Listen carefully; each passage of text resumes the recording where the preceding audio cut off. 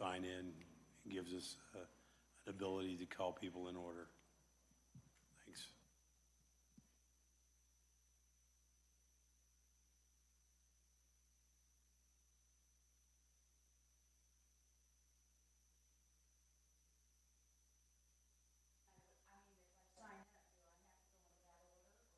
No, you go in the order that if it's related to the material that you're talking to, if it's visual, if it's the patch, or if it's even the ECR, the work group session, or any other topic. If it's any other topic, you can start, and we'll call somebody up prior to.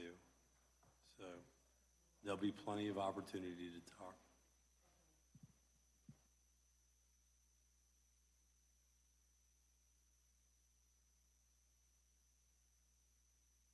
Let's go ahead and call the meeting to order. It's officially 7:04. With that, I would like to start off with a prayer and a pledge of allegiance. If you don't mind, please rise, take your hats off, and Heavenly Father, as we gather today for this planning commission, we humbly ask for your guidance and wisdom in our deliberations. Grant us discernment to see the needs of the community clearly and the foresight to make the decisions that promote responsible development while honoring the character of our county. May our discussions be respectful, thoughtful, and focused on the greater good. Help us to listen attentively to all perspectives, weigh options with fairness, and ultimately choose what is best for the future of our community. We thank you for your presence here with us tonight and ask that you bless our work today. Amen. I pledge allegiance to the flag of the United States of America and to the republic for which it stands, one nation, under God, indivisible, with liberty and justice for all. Thank you.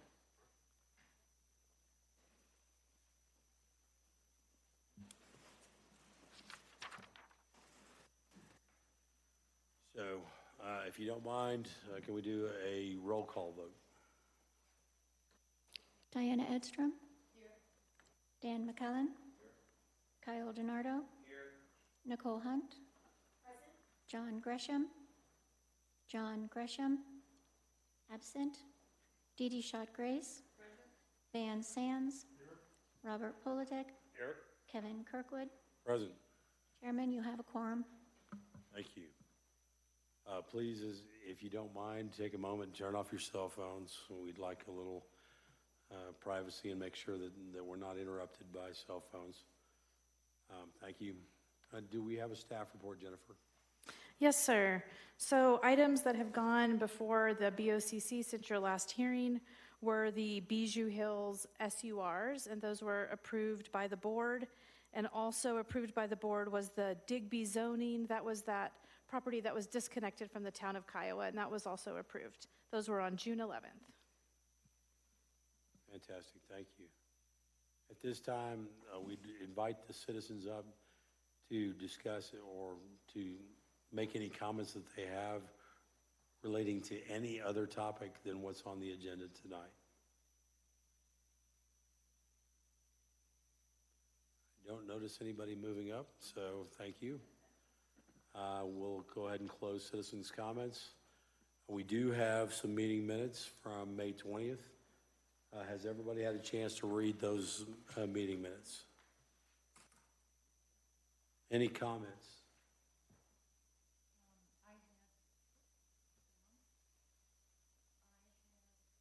Am I on? Oh, No, you are. there I am. I was confused about number 7, other business, B. And I was not clear, was that from the April 22nd meeting? Are these minutes from the April 22nd? I'm confused. I believe that was an item that the chairman had brought up, not in response to the discussion on April 22nd. I believe he brought it up at that meeting on May 20th, asking and discussing with the board. Okay, well, let me, since the chairman brought it up, and it says that it was at that meeting that it was decided that we were going to talk about the red lines tonight, but I think the expectation was it was the April 22nd meeting that we were going to be, I don't know if that's important. Originally, it was the April 22nd meeting when we were going to talk about red lines. They weren't forwarded to that. We had the discussion in that meeting, and then we decided at that point that we were going to have this conversation tonight with a working group session at the end of this, actually at the beginning of this conversation, but we've amended the agenda so that it's at the end of the conversation. Okay. Right. Okay, that's fine. Just one quick question for staff, too. Where can the meeting minutes be found? Where are they publicly posted? So there's a button on the county's website that says agendas and minutes, and then you can find the appropriate meeting date, and it should have everything that you need.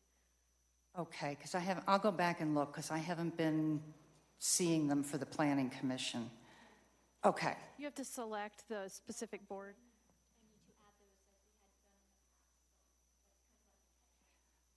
okay, so we're just catching, yeah, I know you can see it on the BOCC. Okay, thank you. Great. Any other comments? Any changes that we need to make? Okay, I'll entertain a motion.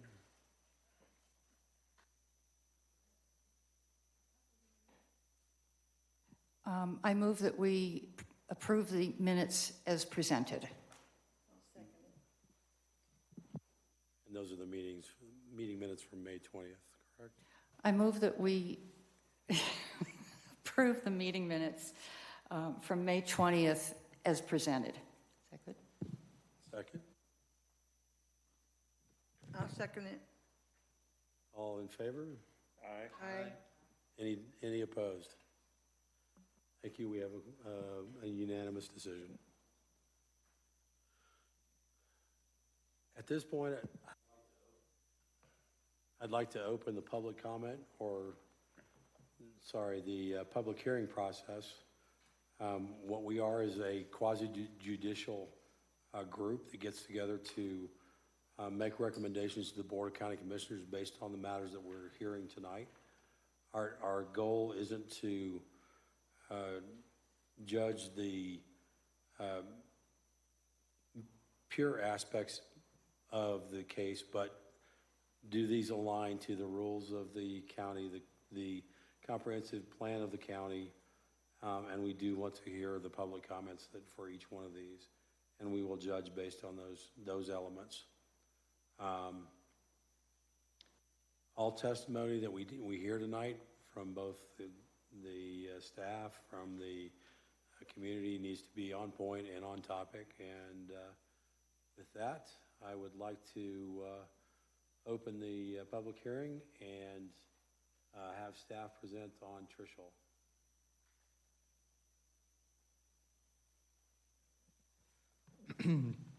All right, good evening, Planning Commissioners. Tonight, my presentation will be for the Trishul rezone application, and that is RZ 2024-3550. So a little summary for this project. The site location is 35501 Cheyenne Trail. The site size is 35 acres. The current zoning is agriculture. The applicant representative here today is Matt Proant, and the request is a rezone from agriculture to residential agriculture, RA. Here's a map of the county, and the area we're talking about is just to the northwest of Elizabeth. That little blue circle is the area we're looking at. It's a little less than 2 miles northwest of Elizabeth. Here's a zoning map of the property and its surrounding property. That yellow star is within the property, and then within the area, you have agriculture, PUD, residential agriculture, agriculture residential, residential agriculture 1, agriculture 2. So you really have a broad mix of the zoning classifications in the county surrounding this property. Directly to the west is the Pawnee Hills subdivision with RA1 and about 5-acre lots. And up to the northwest there, you have a few different subdivisions, including Bayou Gulch, Fleming, Rock Haven, so several similar-sized subdivisions right there in the area. Here's an aerial of the property. Again, it's a 35-acre property that is zoned agriculture and has historically been used as ranch lands with no structures on the property. There are no floodplains on the property and no wetlands on the property. The access for the subject property will be Cheyenne Trail, which is an unpaved road with a local classification. That's an Elbert County road. So here's another aerial, just getting a little closer to the property, and you can see some of the 5-acre lots off to the east there. A little background and existing conditions. Again, this is ranch lands with no structures currently. Again, about 2 miles northwest of Elizabeth. It's just to the west of Pawnee Hills subdivision. Again, no wetlands or floodplain, and the access is via Cheyenne Trail, which goes through Pawnee Hills. A little more on the timeline for this project. So this project began with a pre-application meeting back August 3rd of 2023, followed by a community meeting January 23rd of 2024. I went through a few separate referral periods, including from July to August of last year, September to October of last year, and then a final referral with the Division of Water Resources in April. Here we are tonight for Planning Commission, June 17th, and it is scheduled for a Board of County Commissioners hearing on July 23rd. All notice requirements have been met per Elbert County zoning regulations, including mailed notice to property owners within a quarter mile, 1,320-foot radius. That occurred May 28th. Public notice sign posted at the subject property May 29th, and a publication in Ranchland News. These are some of the referral agencies that reviewed the project, and I'll just highlight a couple. That the main hindrance to the application moving faster was the Division of Water Resources. The applicants had to basically receive approval of an augmentation plan for their wells, and that's in the Upper Dawson, so they went through that process, and that took a long time. So that's one reason why we're here today and not previously. Right, so at the community meeting, there were 8 people in attendance outside of the applicant and planning staff. I was actually at this one back at Casey Jones Pavilion over a year ago. We discussed several things. The main concerns were traffic, water usage, increasing development in the area, and bridle path that ends at the, or is at the kind of edge of Pawnee Hills, that people were concerned that this road would cross a bridle path. We did receive also an additional letter. It was actually sent twice and included twice in your agenda packet. And that public comment was in opposition to the rezoning and shared concerns about additional traffic on the dirt road. Access would necessitate crossing Pawnee Hills subdivision bridle easement, which they see as a very valuable and unique asset of Pawnee Hills, and potentially decreasing property values from more development. So Elbert County Zoning Regulations, Article 3, C4, has these 6 criteria for you to consider in your review of the application. The first is A, whether the proposed rezoning conforms to and is generally consistent with the goals and policies of the Elbert County Comprehensive Plan. This proposed rezoning is consistent with the goals and policies of the Elbert County Comprehensive Plan and supports the vision that Elbert County, being rich in heritage, has a vision where property rights are respected and agriculture, commerce, industry, and residential growth are encouraged.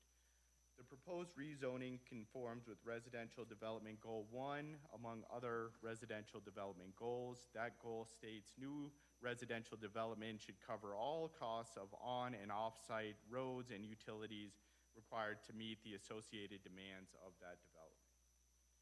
B, whether the proposed rezoning is compatible with surrounding land uses. The proposed rezone is believed to be compatible with surrounding land uses. The area is a mix of larger agricultural lots and residential properties, along with smaller lot planned unit development in the area. The proposed rezone would allow for residential agriculture development standards, which restricts minimum lot sizes to 10 acres.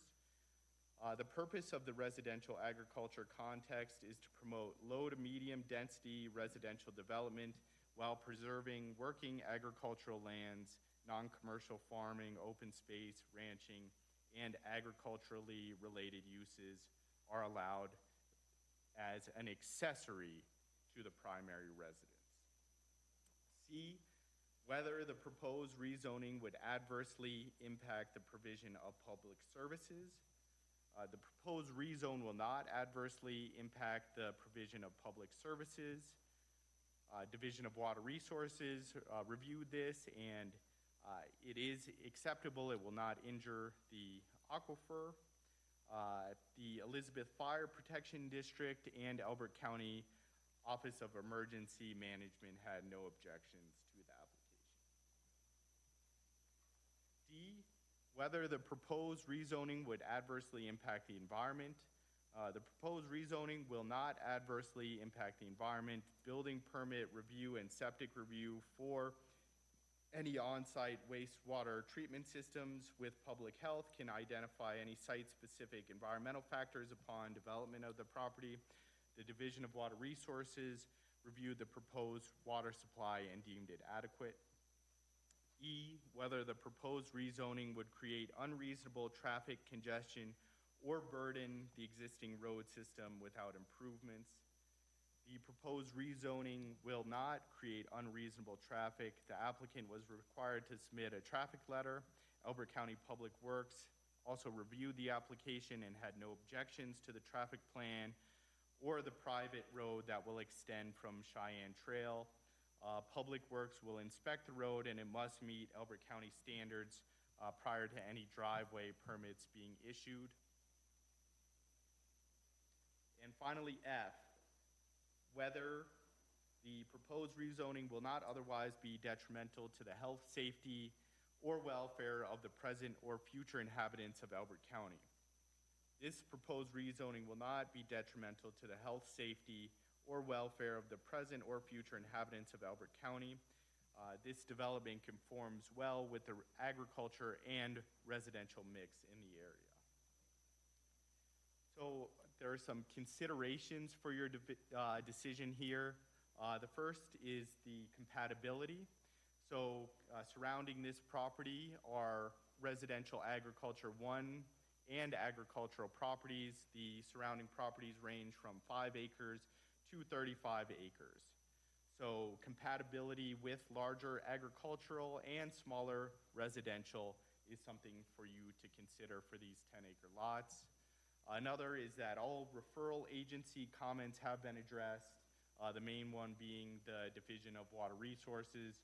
There were 3 separate letters from them, and as you can see, they thoroughly reviewed this application. So I have some potential conditions of approval, and these are fairly formulaic. The first is that the applicant shall remove signs within 2 weeks. of the conclusion of all notified meetings. And if they do not, we may remove them subject to charges. The second is that the rezone shall not become effective until all fees are paid, conditions of approval are met, and the rezone exhibit is recorded. And finally, 3, recordation of all appropriate documentation is to occur within 180 days of the Board of County Commissioners' approval. So that concludes my portion of the presentation. The applicant is also here to share additional details about the project and to answer any questions. I'm also here to answer any questions. Thank you, Danny.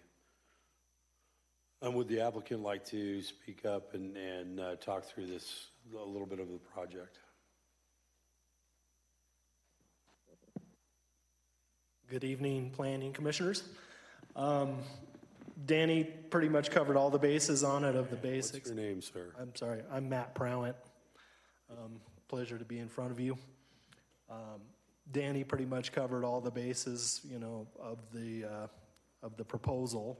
Obviously, here is a plat for any of the public in the audience who would like to know what those lot lines would look like.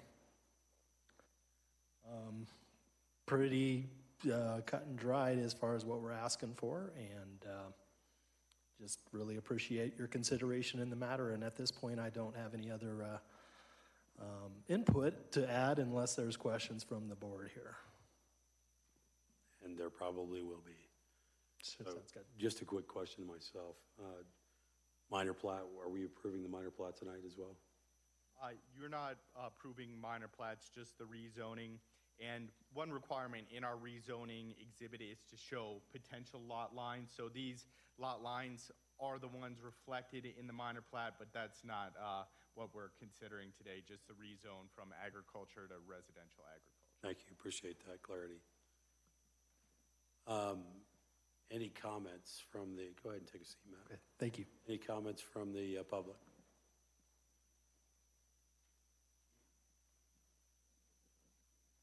Good evening, my name is Kyle Schultz. I wrote the letter that was in the packet back over a year ago and then redelivered to you. So you have it in your packets, and I'm sure you've What's your read it. address, Kyle? 35227 Cherokee Trail. I'm in Pawnee Hills subdivision. I don't think I need to read the whole letter to you again. I was at the neighborhood meeting. It did not go well. There were a lot of objection to the subdivision and the rezoning. And I, on behalf of myself and my neighbor who also signed this letter, strenuously object to the rezoning and the subdivision. I think one of the main concerns, as pointed out, is the traffic will have to come through the subdivision by the clubhouse to access the property, and it's an impossible road.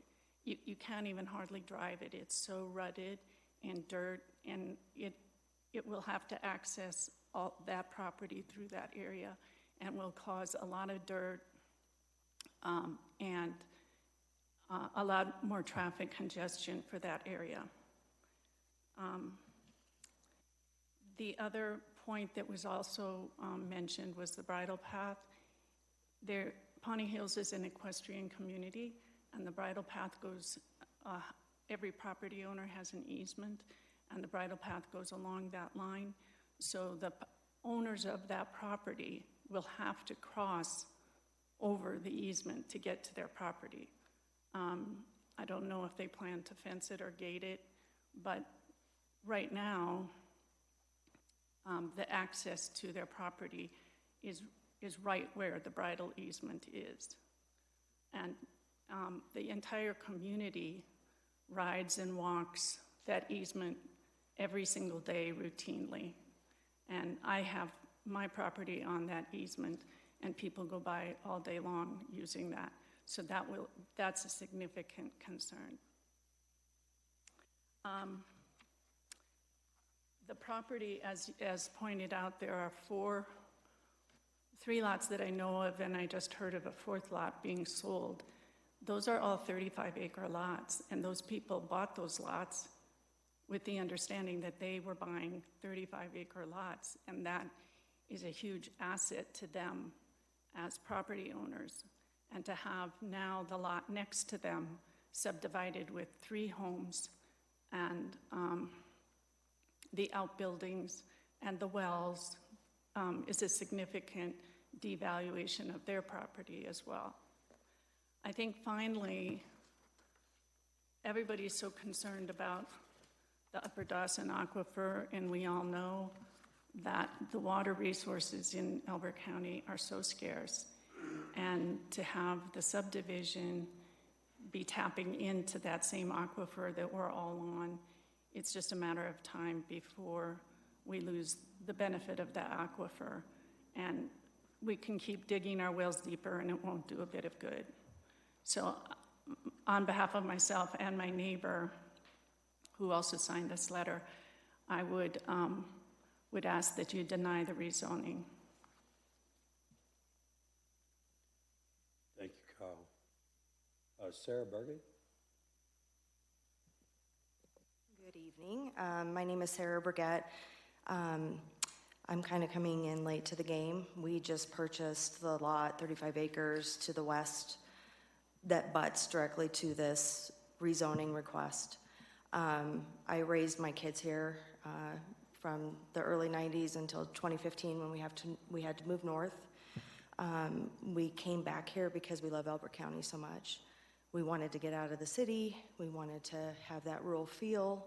I just got this letter. I was very upset, clearly. We purchased, as Kyle had said, understanding that there were several 35-acre lots surrounding us, wanting that peace, that tranquility.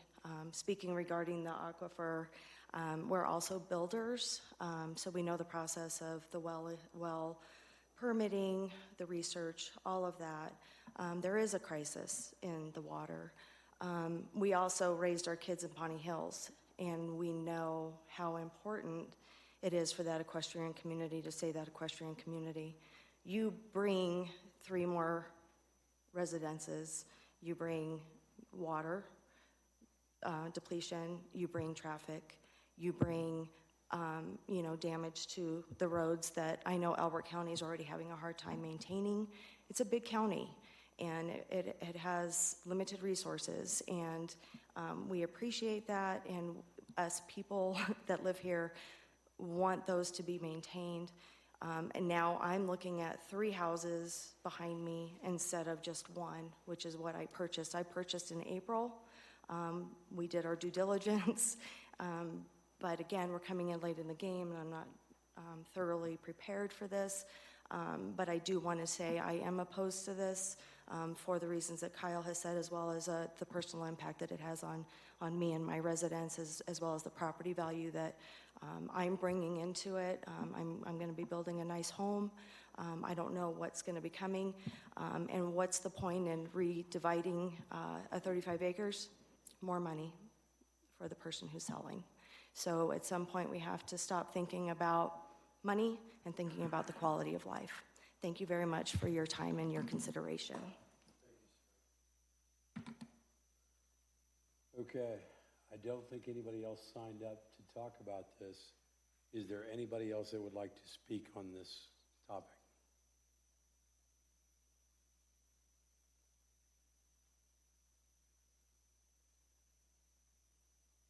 Okay, applicant, you have a chance to rebut the public comments. So I'm closing the public comment on this Trishul rezone. So for rebuttal, the bridle path was brought up as a concern. As I understand, technically that bridle path crosses Cheyenne Trail, that actual cul-de-sac itself. So I'm not even sure. I'd have to do more research on that because that was never brought to my attention that it was actually property owned by Pawnee Hills dedicated at that actual cul-de-sac tip there that gives us the access into the subject property. So I'm not, sure what else to say about that. Bridle path, the Division of Water Resources, they, vetted us. We've got the water rights. They approved our plan. I get it. I'm a longtime Douglas County resident. Been here for 45 years in the county of Douglas, not Elbert, but I've, of course, been associated in Elbert as well. And obviously, yeah, we understand water is a factor, but the Division of Water did approve our plan basically through that augmentation process. Through the augmentation plan, we've got an allowance for 12 total animals on all 3 lots, and then 12,000 square feet of irrigation for all 3 lots total. So it's not, like we're going to be watering, lush landscapes, at an acre, per site. And that's maybe a little extra information for the public who is concerned about the water. And I just did feel like that needed to be added. So thank you for your time.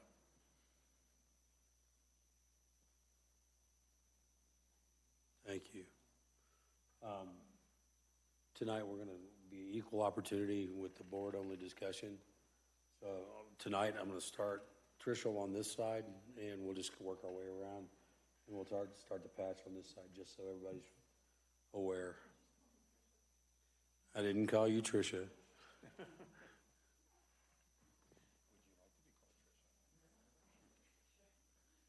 So with that, do you have any comments, questions, concerns? Edie. Microphone, please. And bring it close to you. I do have a couple concerns that I'd like to discuss with you. The roads in Pawnee are horrible. I have friends that live over there, and every time I go there, I have to take the 4-wheel drive truck, not my other car. So I don't know that 3 new houses is going to make a bigger dent, except that you can say it's going to have 2.5 more cars, which they say is the normal thing you can think about for a residence. So that's not 3 extra cars, that's 2.5 times 3. I'm not sure that it's fair to them that you don't know about the bridle path, because that is frequently used. And there is some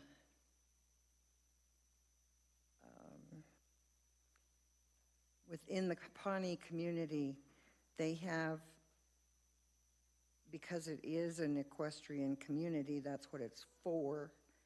You're kind of coming in and somewhat disseminating that, and I don't know that that's fair to them, and I don't know that it's right that you add into the whole mix another road that's not, they've already got a mess over there.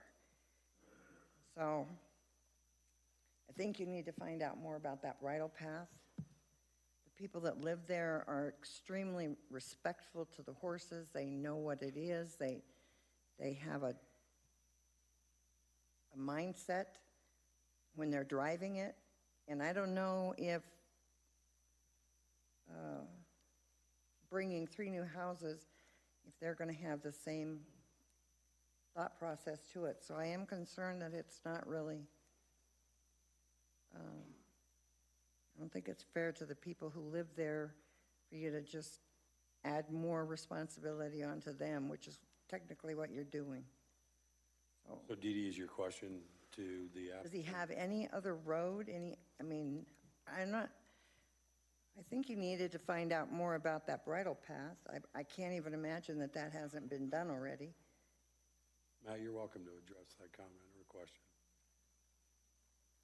So I guess my question would be, if we were to maintain this as a 35-acre lot, we would have access to the property, regardless of the bridle path. What we're asking is just 2 additional lots. So if the county would say, you can't cross any bridle path ever, that would be, a fact that we'd have to have, lived with, if you will. But as far as the traffic is concerned, we're really only adding 2 more households worth of traffic. It's not Is there 3. anything built on the other lot now? No.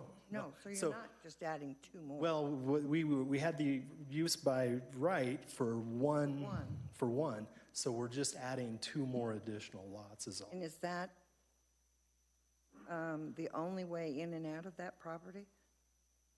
Without going through these lovely people's new property that just bought in April. And I do feel for them because that would be a gut punch, not having that coming in No. late in the Then game. you wouldn't have, you'd be taken there right away. Well, I don't know. When I we, think that- oh, go ahead, I'm sorry. I'm sorry, I just think Yeah. that you should know more about the legalities of the bridle path before you go too much further on, and Road and Bridge never gave any comment to the contrary as that it being an issue. Obviously, we would have addressed that if they would have come back and said, and look they're into that. going to have to approve your road, Understood, and you're going to have to build a new road, right? understood, yep, All that's right. correct. Technically, the bridle path does not cross the road. Now, it's on the sides in the road. It's a shared use where, horses and pedestrians can go. But that is a right-of-way. So There is a right-of-way yeah, there. there is a right-of-way. Yeah, I You're know not there is. crossing anything. There's a bridle path that goes around in utility easements, but technically, there's no bridle path on the road. It's just a right-of-way.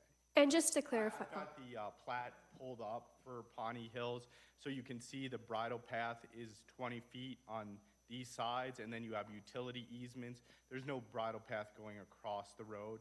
Now, having additional, like a crossing sign from Road and Bridge, that might be a great idea, Yeah. which I think they control all signage. It is an Elbert County local road that is maintained by I think Elbert. it really needs to have that, if we approve it at all, I think it has to have those kind of conditions.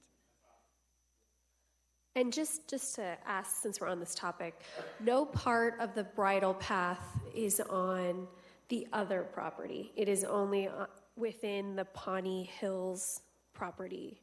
Right. Is that right? That's correct, Okay. yeah.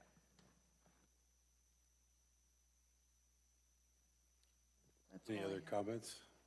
That's all I have. I don't really have too many questions. I guess my first question, were you guys aware of the bridle path when you guys purchased the property via survey? I'm trying to think back. So I'm not the actual owner of the project, I'm just the applicant. I'm actually the real estate broker that handled the transaction. And I don't know that that came up as a real question. We did speak with the county before actually closing on the property. Of course, we didn't have, full indication other than, yeah, this seems to work. This would be something that would, possibly work for you as a applicant and an owner. But I don't recall that we actually, zeroed in at that bridle path. Okay, and I think Danny, it pretty much calls it out, because Danny, that road's coming in from the east, right? There's nothing blocking, there's no easement on that, so were you the real estate broker for the buyers, sellers? For the buyers. For the buyers. Do you know how long this property was for sale? This is going back a couple of years. We closed in July of 2023. But it wasn't an off-market deal, No, right? It was not on off-market. MLS, had signage. It had posted. signage and, is on the market for 30 to 60 days is my recollection, but even that Okay. isn't take it to the bank. No, I appreciate it. That's all the questions I have. Thanks. Thank you. Okay, Diana Edstrom. Let me go back to the bridle trail for a minute. Danny, it came up in the community meeting. Did CDS look into that? Yes, we're aware of the bridle path and that Pawnee Hills is an equestrian community with bridle paths, yes. But did you, I guess where I'm going, did we look into these questions about the legalities? It is crossing the road. There's no, it's not crossing any bridle path. The bridle path is on either side of the road, and in the road, it's a shared use. You know, you can have horses use that part of the road. And I think a good recommendation would be to install signage for horse crossing, you know, pedestrian crossing there.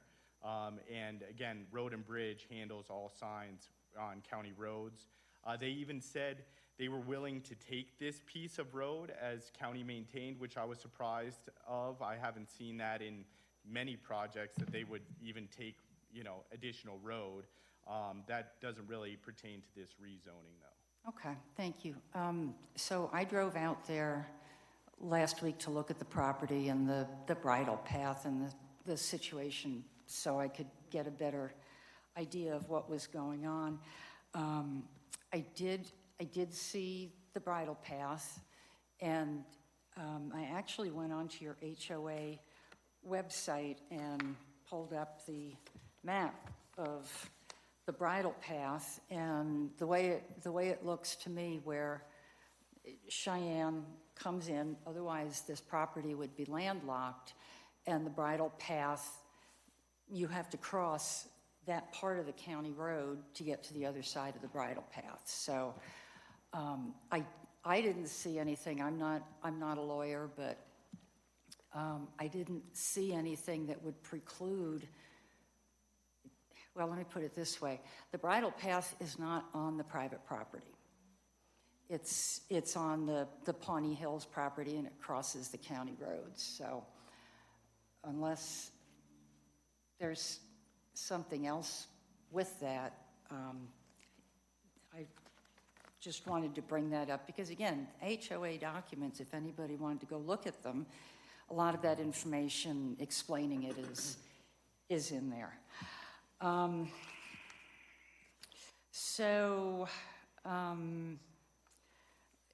Let me just, there was one, well, which zoning amendment did we use on this? Was it 4 or 5?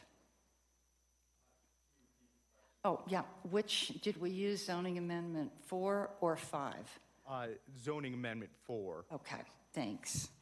And one thing on the findings and the review criteria that I wanted to comment on or correct, whatever word we want to use.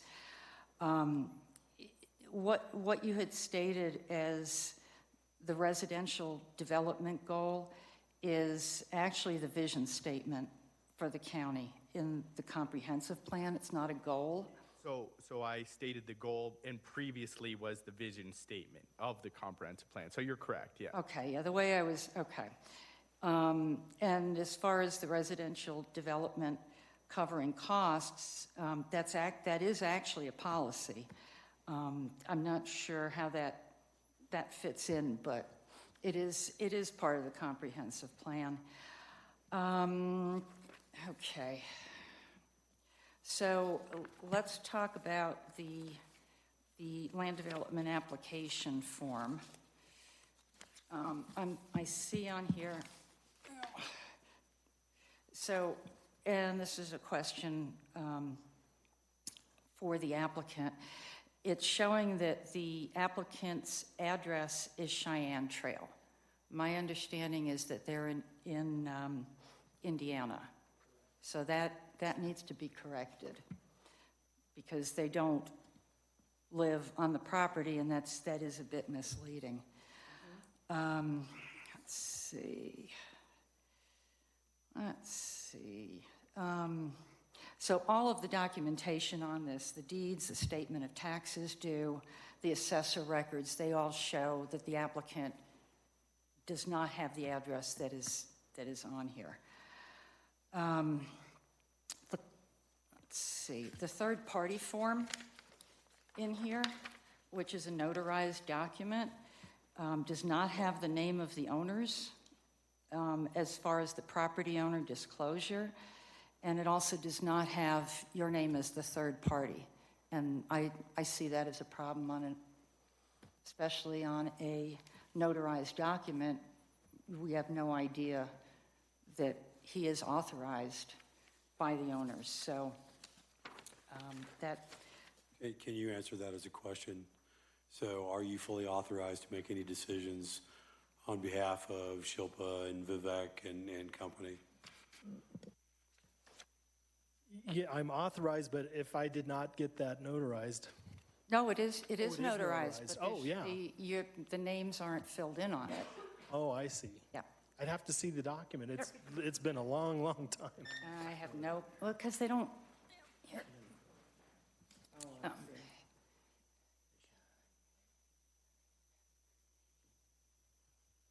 Oh, I understand now. So apparently the owners, they got that document notarized in Indiana, and they just didn't write my name in. And they didn't write their names in either. They didn't write they left it blank and it just slipped through the cracks. Yeah, So, okay. All right. Okay. Proof of fire, let's see, I'll come back to that. Okay, the proof of access letter that is in here, bear with me a minute, is, let's see, not dated and so the proof of explanation, we have a letter in here. There's no date on it. There's no name who it's from. And it also, and this would need to be corrected, it also says that the operated and maintained road within the county and the town limits of Elizabeth. This property is not within the town limits of Elizabeth. It also doesn't have the full address. It doesn't say what town it's in. So just, if there's other documents like this where I'm going, these need to be complete. They need to be filled out. They're, records, legal records of what we're doing. So Diana, you're saying it's an incomplete package? Well, I haven't finished. Yes. The cover letter, who is Amrutha? Because the applicants introduced themselves in this letter, and I'm not going to try to read their names because I'm afraid I might not do it well, but there's somebody in here called Amrutha who I don't see referenced anywhere else. probably the wife, who's not officially an owner of the property, Okay, just a spouse. okay. Okay. Let's see, so we looked at the deed. Okay, so the rezone exhibit. Okay. And I don't know, Danny, do you have the rezone exhibit? Yeah, it's also in the packet at least twice with different revisions as well, Okay. yeah. No, I didn't know if people sitting here might want to follow along because I found issues with that I want to go through. So there are requirements in the zoning regulations for what is supposed to be on the rezone exhibit. The case number is supposed to be in the upper right-hand corner. It's blank on the copy that I have. And they leave a line so it can be filled in. It has to be, Yeah. it It will be filled in as it's signed, yes. but I understand, but it should be there now should be is there. my point. Let's see. The J on the zoning, the names, addresses, and phone numbers of the owner, representative, and individual. I don't see you on there, and your name and information needs to be on that rezone exhibit. Easements. Do we have any utility easements in place yet on the property? Not that I'm aware of. Okay, because I did see on there that there were plans to have those utility easements, so I'm Okay, assuming. but that's relevant only to the plat and the final plat, so we don't need to consider that tonight. No, it's part of the We reason. don't need to consider it tonight. It's not part of the rezone. Yes, it is. I'm sorry. Well, but there are it is. utility easements on the rezone exhibit. Right, there just wasn't anything recorded, because having the recording number is part of it, but you haven't got those yet. They come involved with the plat, final plat, and. I think we should take this offline, No, because I'm looking at the zone. You raised it up, so I'm looking at the zoning regulations. I'd be happy to read it to you. no need to read anything. It's not part of moving from ag to residential lot. I'm sorry, but it is. Okay, the existing land uses and the owner's names. So I know we've got the folks that just bought the property from Eisendrath, I think it was, and their property isn't showing, Eisendrath is still showing on the rezone exhibit as the owner of that property in the southwest corner side, I think, if I remember correctly. So that should be corrected as well.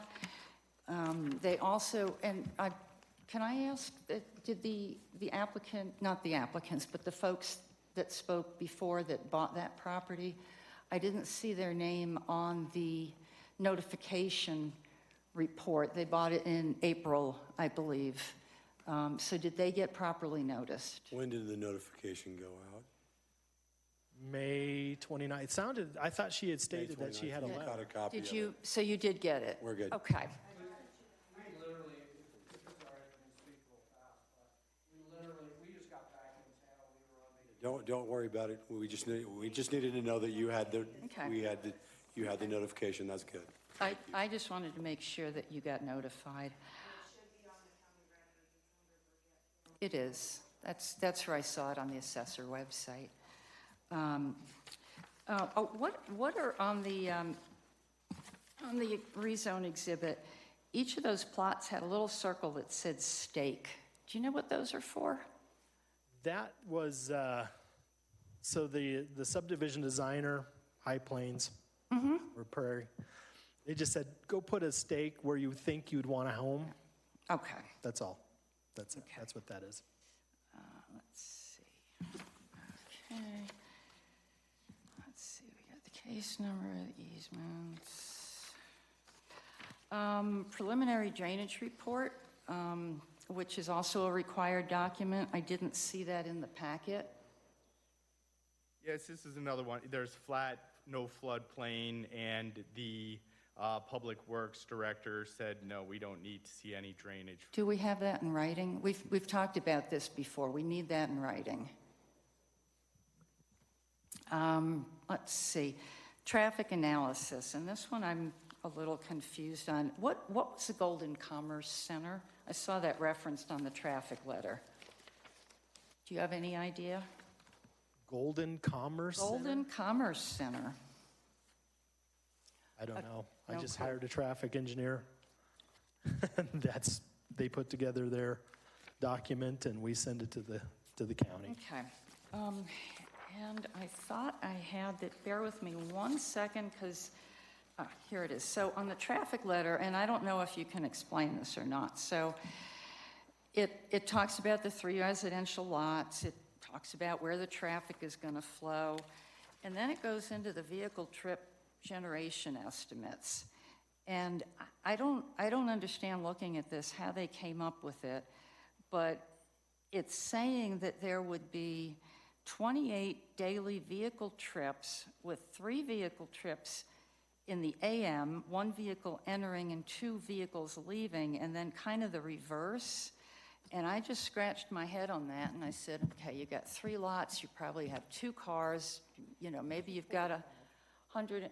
How do you come up with 28 trips a day? I can't explain that other than Yeah, maybe they I put in know. a potential worst case scenario. Yeah.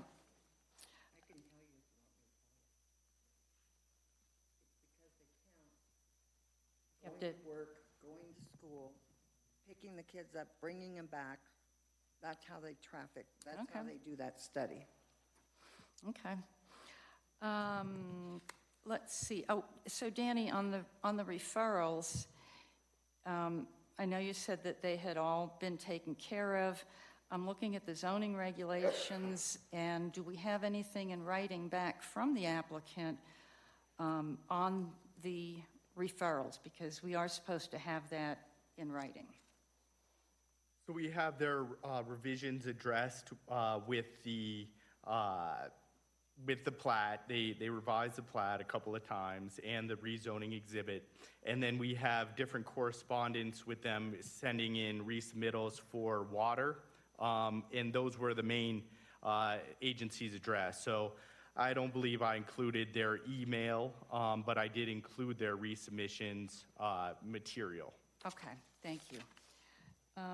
What about I did not see the sign posting affidavit. Did I miss it? I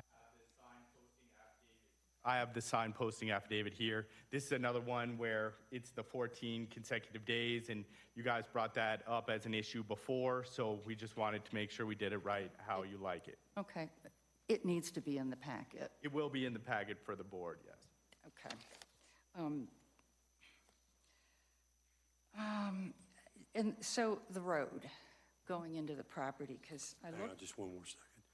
Danny, in the future, it needs to be in the packet for us. Commissioner. Let's be clear. I think isn't the problem that it has to be 14 consecutive days? And so because you're posting it 14 days before the meeting, they have to do that closer to the time of the meeting. I think this is something that probably needs to be updated in our regs to just say at least it has to be posted 14 days before, rather, so that way they can sign, they can notarize it 14 days before that it has been posted. This is something that could be an easy fix for a zoning regulation update. Okay. So the road, I got confused about that as well. So looking at the referrals that we got back, and my question, and I'll tell you why I'm asking this, is it going to be a private road or a county road? And if it's a county road, who's paying for it? Now, here's why I'm asking this. So the referral back from the assessor was the one that said you can only have two addresses off of a single driveway, which is why Cheyenne has to be extended. And that was, assessor said it needs to be extended. And that road would need to meet private road standards. And Road and Bridge, from what I saw, agreed with that. When I looked at the Road and Bridge referral, they had no issues, and they said we would be open to accepting this road for county maintenance since it's an extension of an existing county-maintained road, but it has to be built to the construction standards. So when I read those, it kind of confused me. Is the county extending the road all the way in? How is that working? Is that? So the applicant will have to build this section of road, and this is more of a plating question, but the access will be from Cheyenne Trail, and our county policy has been that we're not accepting any new roads. There are some exceptions with the larger subdivisions where they'll build them and we will maintain them. So it was interesting that they said they would possibly accept it, and that would be in the dedication statement for the plat, if we would accept that. Now, that's kind of aside from this, and I don't know necessarily if the county will accept it or not, but it is a possibility. Okay. Just not to belabor the point, but I guess I will for a minute. So since Cheyenne ends in a little cul-de-sac there and does not actually go into the property of the new owners, is that where we're thinking that Road and Bridge will just bring it over the property line? Do we? So the applicant will have to build the road with the cul-de-sac per fire and road and bridge requirements. And that is shown the access easement and the cul-de-sac. So the applicant will be building that. The county won't be bringing that stretch over. That will be the applicant building that stretch of road. Okay. And one more final question. So the Elizabeth Fire also had something confusing on me. They had a comment in their referral. They talked about Cheyenne Trail needing to be extended, but I assume it's not going to be Cheyenne Trail. It's going to be it will be a private road? Still, the name will be Cheyenne Trail, yes, because it's an extension of a local road. Now, it might be privately built and privately maintained, but it will still have that name, Cheyenne Trail, because otherwise it would be confusing for the emergency, like, what is this little, 500-foot section? Where are we, So it's about 500 feet long, and it will be named Cheyenne Trail. Okay, yeah, it was just the way everything was written. It didn't make sense. The last thing that the fire department said was that the road easement that leads to the west will be available for the property owner to the south, and the road easement being the extension of Cheyenne Trail, as I understand it. Any idea why they think it will be available to the property to the south, which would be not this property? This is the first I've heard of that. Yeah, it's a referral comment there? It's in the Elizabeth Fire comments. Okay, and they might have been confused. It was just not making a lot of sense. If it can be accessed from the south.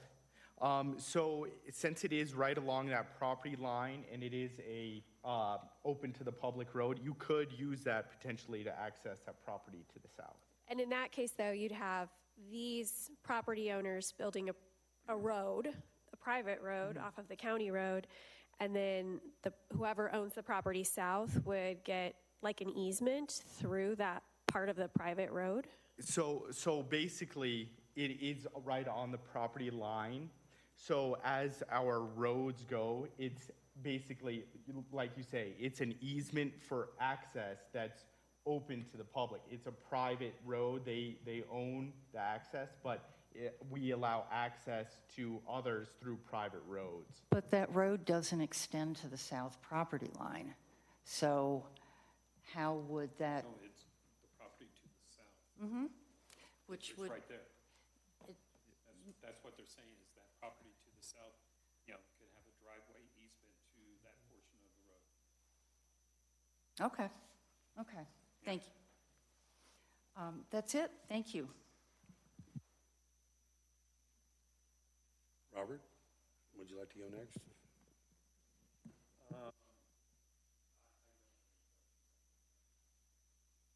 Fair enough. Dan? Just a little more clarification on the bridle easement. I just want to understand that would the rezoning of this property affect access to this bridle easement in any way? I mean, signage aside, will the equestrian community have the same access to the bridle path after the rezoning that they currently have? Yes, sir. There's no impact based on the rezoning to the bridle path. Thank you. Thank you. Van?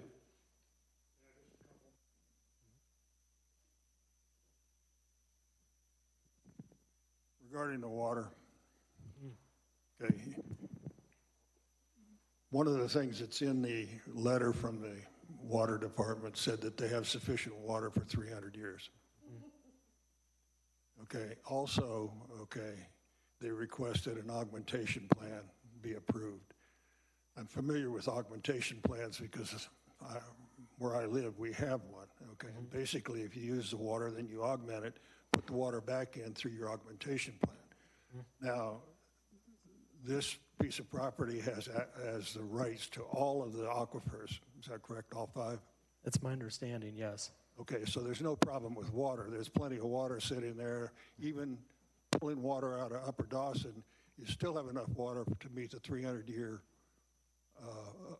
Yes. Okay, the 300-year requirement that Elbert County has. Yes.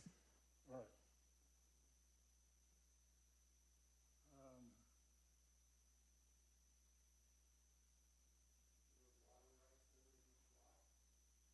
I'm sorry? Sorry, this is a board-only discussion at this point. Thank you.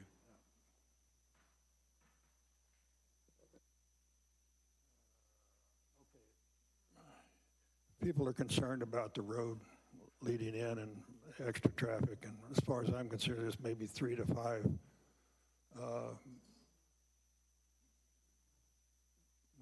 in and out. Okay, so that'd be 10 cars. Would you consider repairing any access roads if there is a problem? Okay, reframe that. I got a little confusion and some. Okay, you did a traffic study. We did the traffic study, yes. They said anywhere from 5 to 10 cars per day. Is that correct? Well, the traffic study set up, what did they go up to, 28 a day? Well, that was confusing too, because then they said there's only 3 or 4. I mean, I really didn't understand where that was coming from. But let's assume that there are 28. Okay, would you consider helping the people out there and working with them to repair the roads? This is a county-maintained road, so we don't that's allow. That's what I wanted to hear. Okay, yeah. so the road is maintained by the county, so there's no problem these people using it. And Road and Bridge has already approved it, right? That's correct. They didn't have any objections to it. Okay, all right. So any repairs on the road are covered? On the county road, yeah.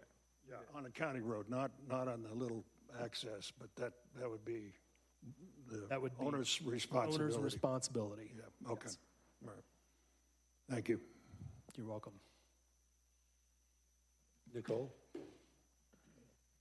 Yeah, we've already had a lot of good questions. I do have a few that haven't been asked or just clarification purposes. So I just wanted to clarify what I think I heard applicant's representative say was that the property was purchased in July of 2023. And from what I can tell in the documents, the first pre-application meeting was in August of 2023. So within a month of purchasing the property, these landowners who are buyers from Indiana started the process to rezone and to subdivide.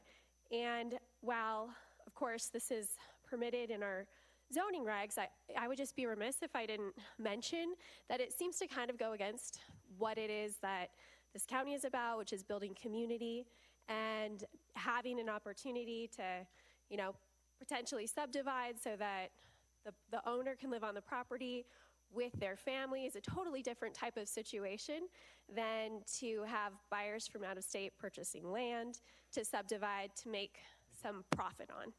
And so I think for a lot of folks, it probably rubs them the wrong way. I think for some of those who are here today giving public comment, it does.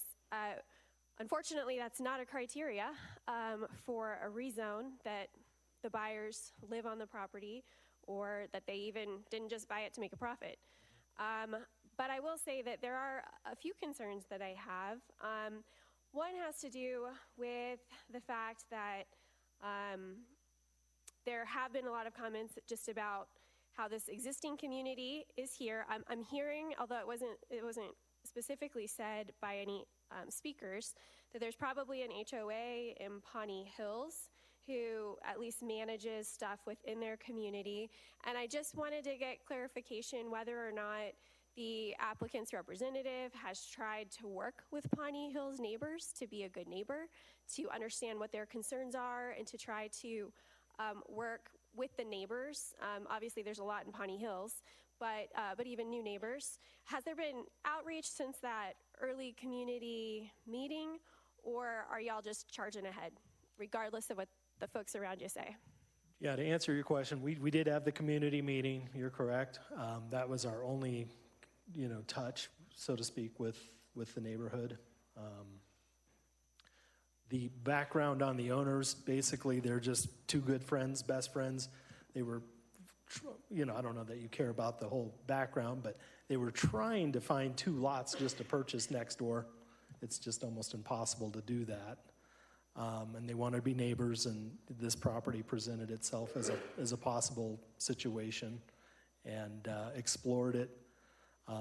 Obviously, we did not have any pre-application meeting with the county prior to closing on it, but, they just kind of charged ahead in faith that, based upon some things that were said at the county level, gave them courage to just charge ahead, so to speak. But, and they do have a design of, trying to be good neighbors, absolutely. So do I hear you saying that the buyers, though they live in Indiana, are planning on moving here? Yes, so there will be 2 lots that they will occupy, and, they will build on and occupy.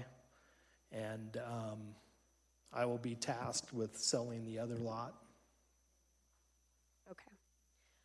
That's helpful to know a little bit more of what the intentions are and the purpose Sure. with this subdivision. I wanted to clarify just for county's sake, because I heard a couple other people mention it, but just want to clarify, the HOA in Pawnee Hills does not have any responsibility in paying for any aspect of road maintenance at all. Is that correct? It's a county-maintained road. It's plowed by the county. It's, graded Just by they don't collect fees that somehow have to go to the county in some way. I just want to make sure that this development is not riding on the backs of HOA paying Pawnee Hills community. not in to any far as you mind. know. Yeah, not to my knowledge. Okay. Okay, and then I wanted to just touch on finally the discussion about renewable water, and I know that this is something that our county commissioners have talked about. We know that it's a line that's often used by Colorado, the Colorado Water Division, but I just want to recommend, and I want to go on the record recommending that there are counties around us, including Douglas County, who require that there be development of renewable water resources for subdivisions. I believe that in Douglas County, it has to be 4 or more. But this is something that obviously our zoning regs do not require that at this moment, so that's not something we can make a decision on. But I do want to go on record saying that to be responsible citizens and to protect our water, I do think that that's something that this county needs to consider. And that's all I have, Chair. Thank you. I have 3 questions. Staff, the first question is for you. Any of the referral agencies not comment back, so you mark them as no comment and approved? You're correct, yes. How many? How many did not respond? Mhm. I would probably say 8 to 10 didn't respond. Okay, so a good number. percentage. Yeah, good number didn't respond. Thank you. The next question I have is for the applicant. The water use, you have rights all the way down to the lower divisions. Upper Dawson, lower Dawson are pretty well tapped at this point. Would the applicant consider or be open to considering going to the next level down? I'm sure that, and I'm kind of speaking here for the owner. Well, that's why I asked yeah. the question earlier Yeah. about whether you had Sure. the rights to speak on behalf of the owner. Yes. My understanding is that they will do what is needed at both a state level and a county level. That doesn't sound like any kind of a commitment other than we'll do what you tell us to do, maybe.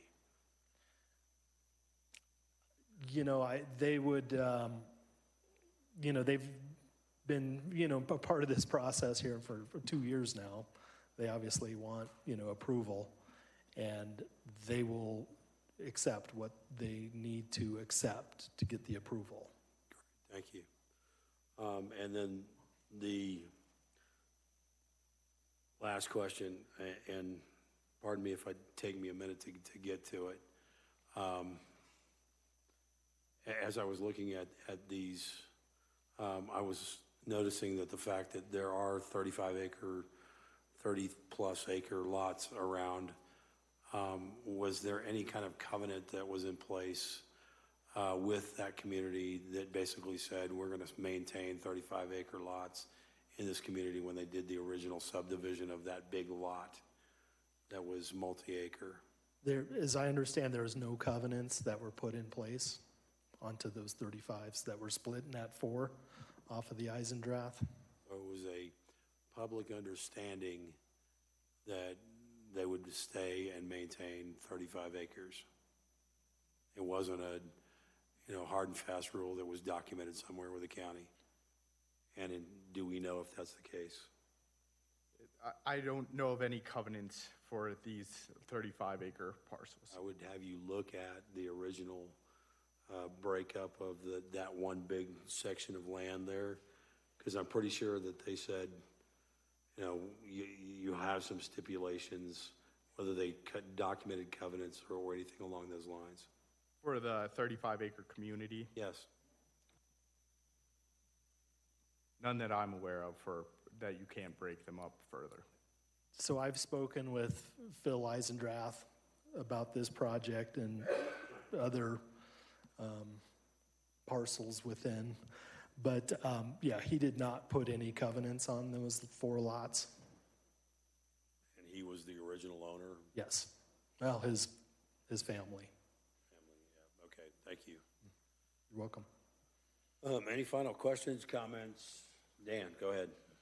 Yeah, just for clarification, it sounds like the primary purpose, and correct me if I'm wrong, I'm not trying to make any judgments here, but the primary purpose of this rezoning is for the 2 owners to be able to build the 2 houses on the same site, as opposed to this being, let's just say, a commercial transaction. Correct. And I had one follow-up question just for staff. I heard you say, Danny, that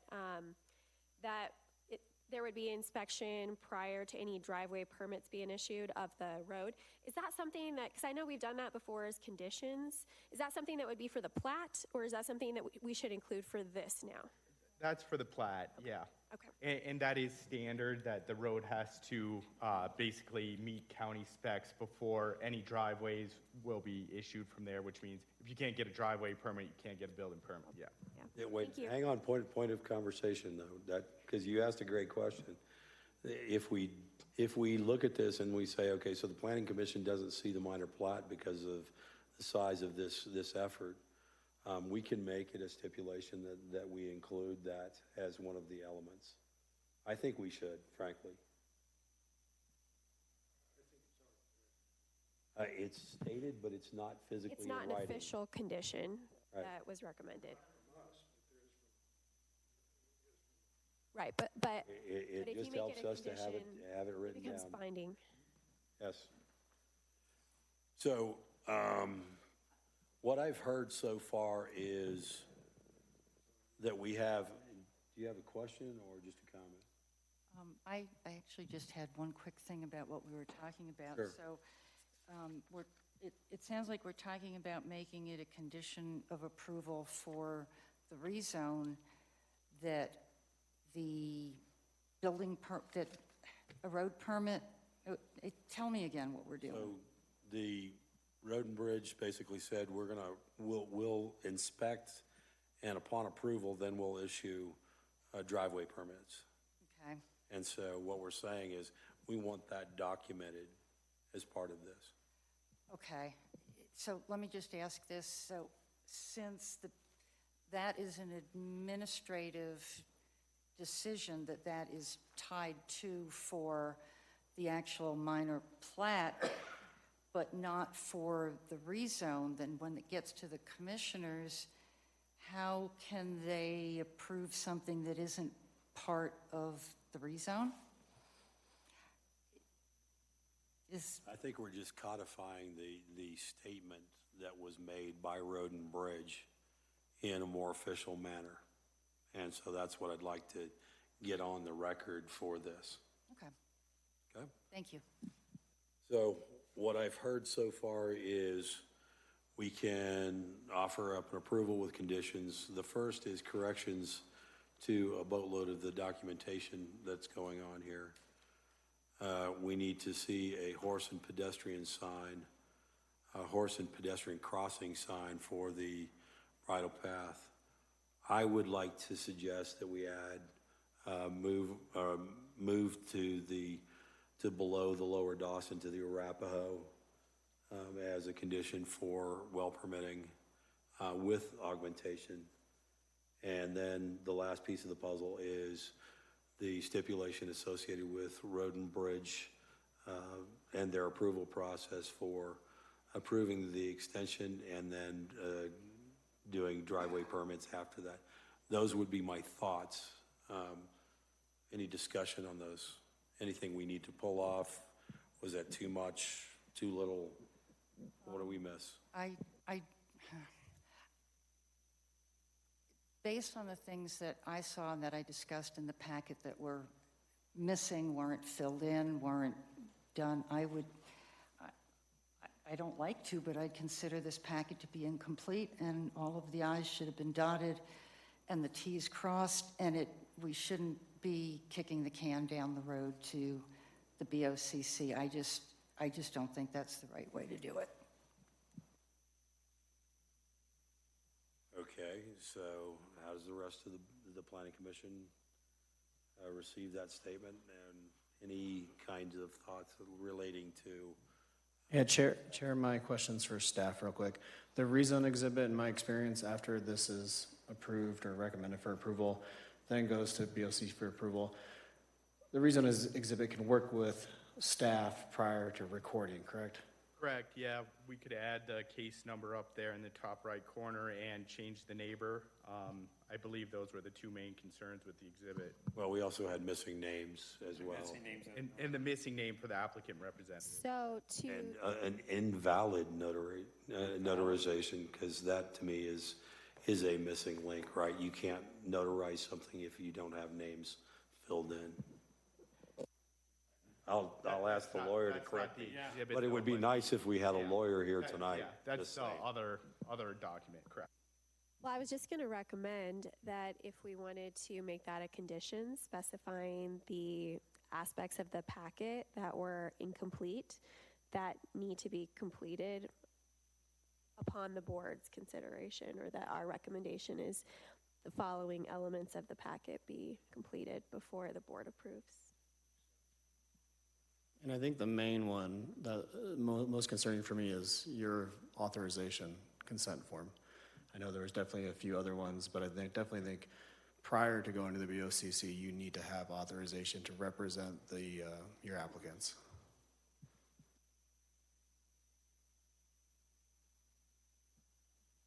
Okay, we've said a lot of things here tonight, a lot of conversation pieces.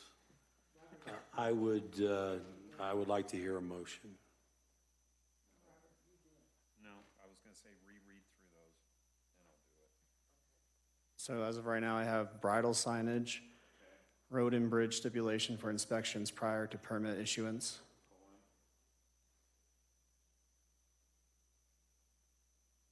Kyle, since you've got them written down, do you want Can we just make it? Yeah, just go ahead. Okay. Just go ahead and do it. Yeah. I move that the Planning Commission makes a recommendation of approval to the Board of County Commissioners for case RZ 2024-3550, subject to the following conditions as recommended in the staff report, along with extra conditions such as bridle signage being inputted at the bridle easement crossing, road and bridge stipulation for inspections prior to permit issuance, well shall bypass the lower Dawson and enter into the Arapahoe. And then elements of the packet submitted before us needs to be completed prior to the BOCC hearing, in emphasis on the letter or the consent of authorization for you to represent them. Do we have a second? Second. Roll call vote, please.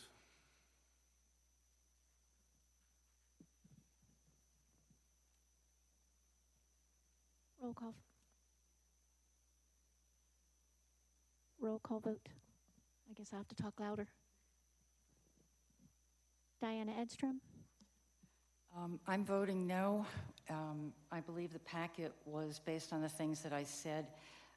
Per zoning regulation 2C11, the packet is incomplete, and it is the function of the Planning Commission to make sure that we are following the zoning regulations that we have, whether we like them or not.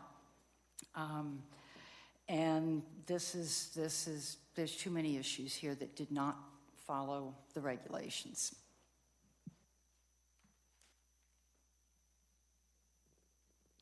Dan McCallum?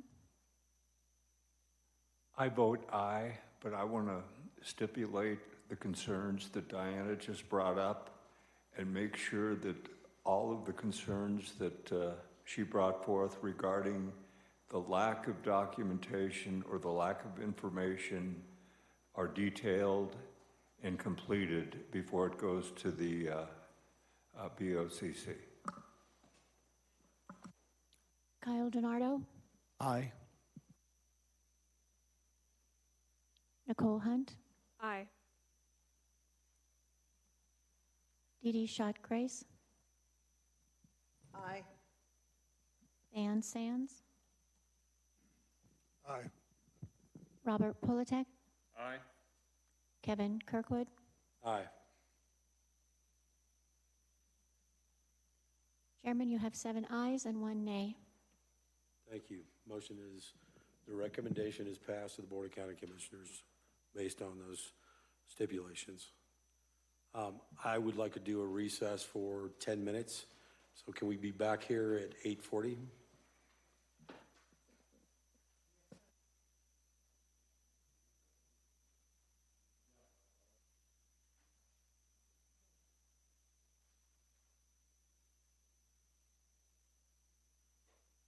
Okay, we're close enough to 10 minutes, and Van can catch up.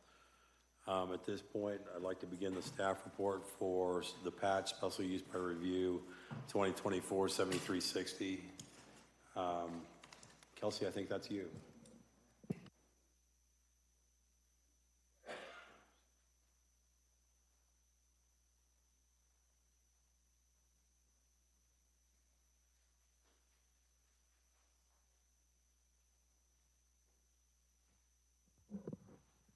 We'll wait for Van to take his seat. I'm just, sorry, didn't mean to rush you. But good evening, commissioners, those in the audience. For the record, Kelsey Lanham with the Elbert County Planning Department. And tonight I will be presenting the Patch SUR Special Use by Review. That is case number SUR-2024-7360. So the subject property is located at 7360/7400 State Highway 86. The property is zoned agriculture and just under 110 acres. The applicants are Dusty and Kathy Smith, and they are requesting approval of an SUR for a general amusement entertainment facility.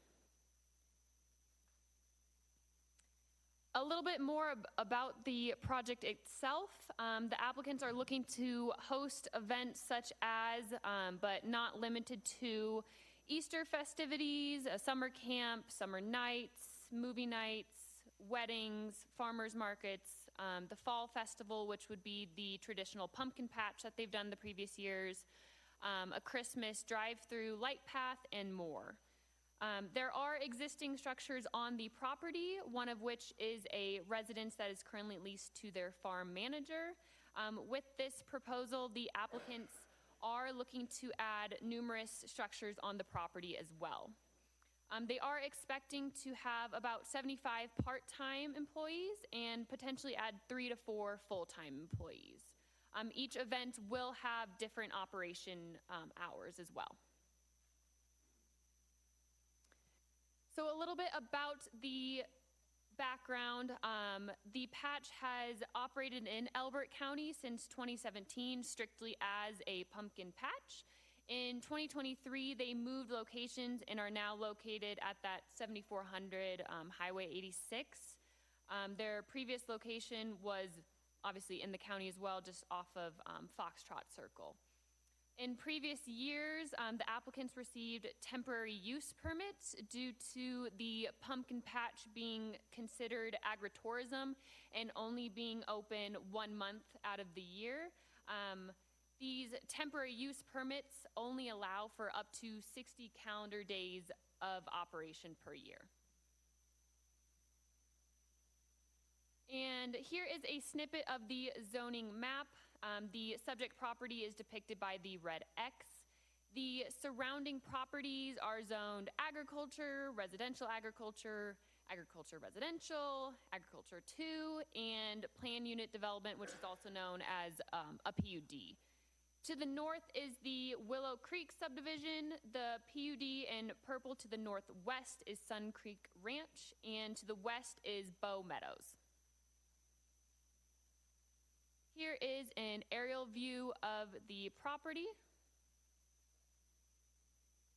And here is a current photo looking at the entrance from Highway 86.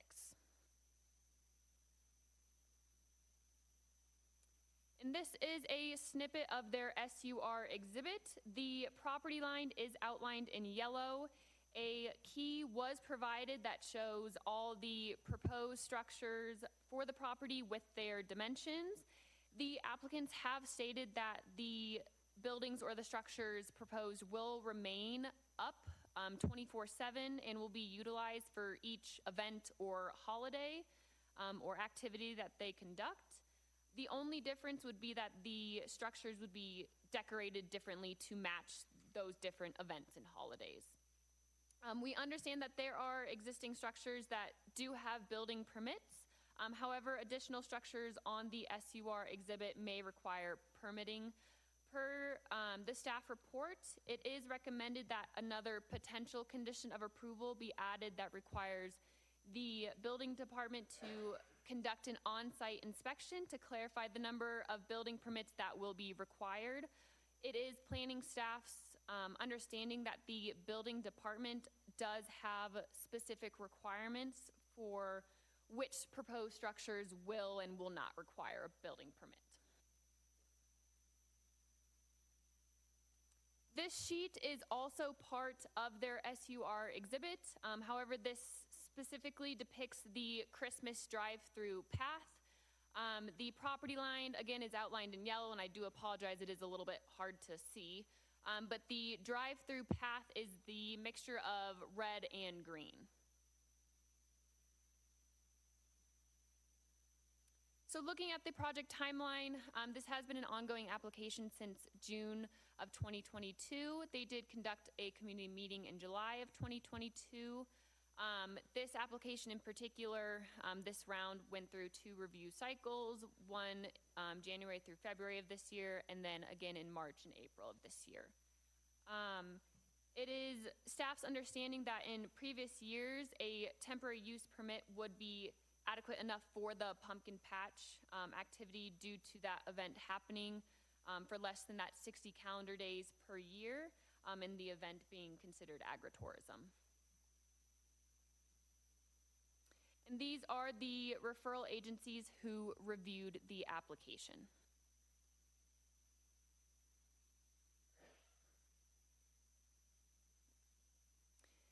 So like I mentioned, the community meeting was held in 2022. There were 5 residents in attendance, all 5 of which expressed opposed opinions.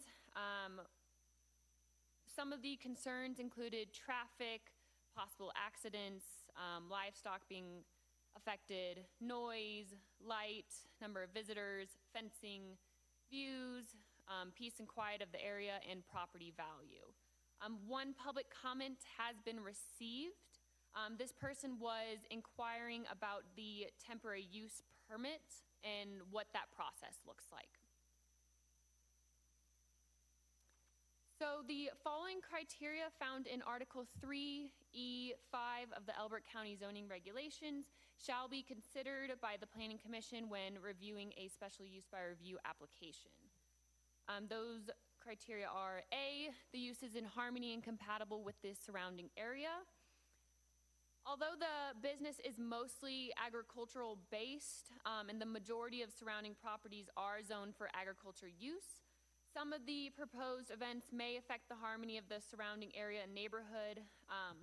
Like I mentioned, neighboring property owners are concerned about light and noise pollution, traffic, and more. B, no undue burden on infrastructure. This use will not have an undue burden on existing infrastructure.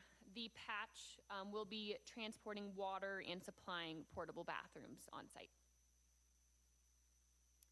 C, not unduly increase traffic or burden the existing road system.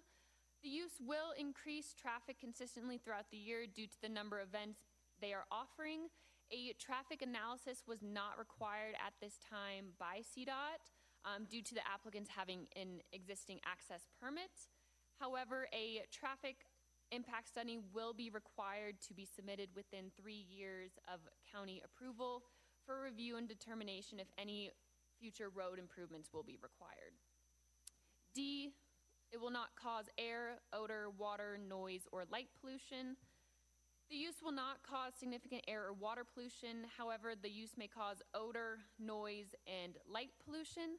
Although the patch can be compared to surrounding agricultural properties with livestock, the farm animals and the food operations may cause odor to travel to neighboring properties.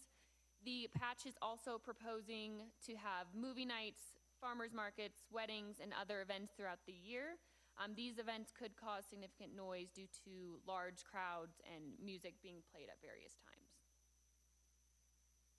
E, sanitation requirements will be met. Like I mentioned, the patch has contracted with a third-party company that will provide porta-potty bathrooms on site. F, the use will not be, F, the use will be adequately landscape buffered and screened. The use will not be screened. A landscape plan was provided with the formal application, though.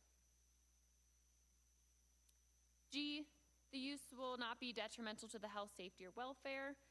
This use will not be detrimental to the health and welfare of the present or future inhabitants.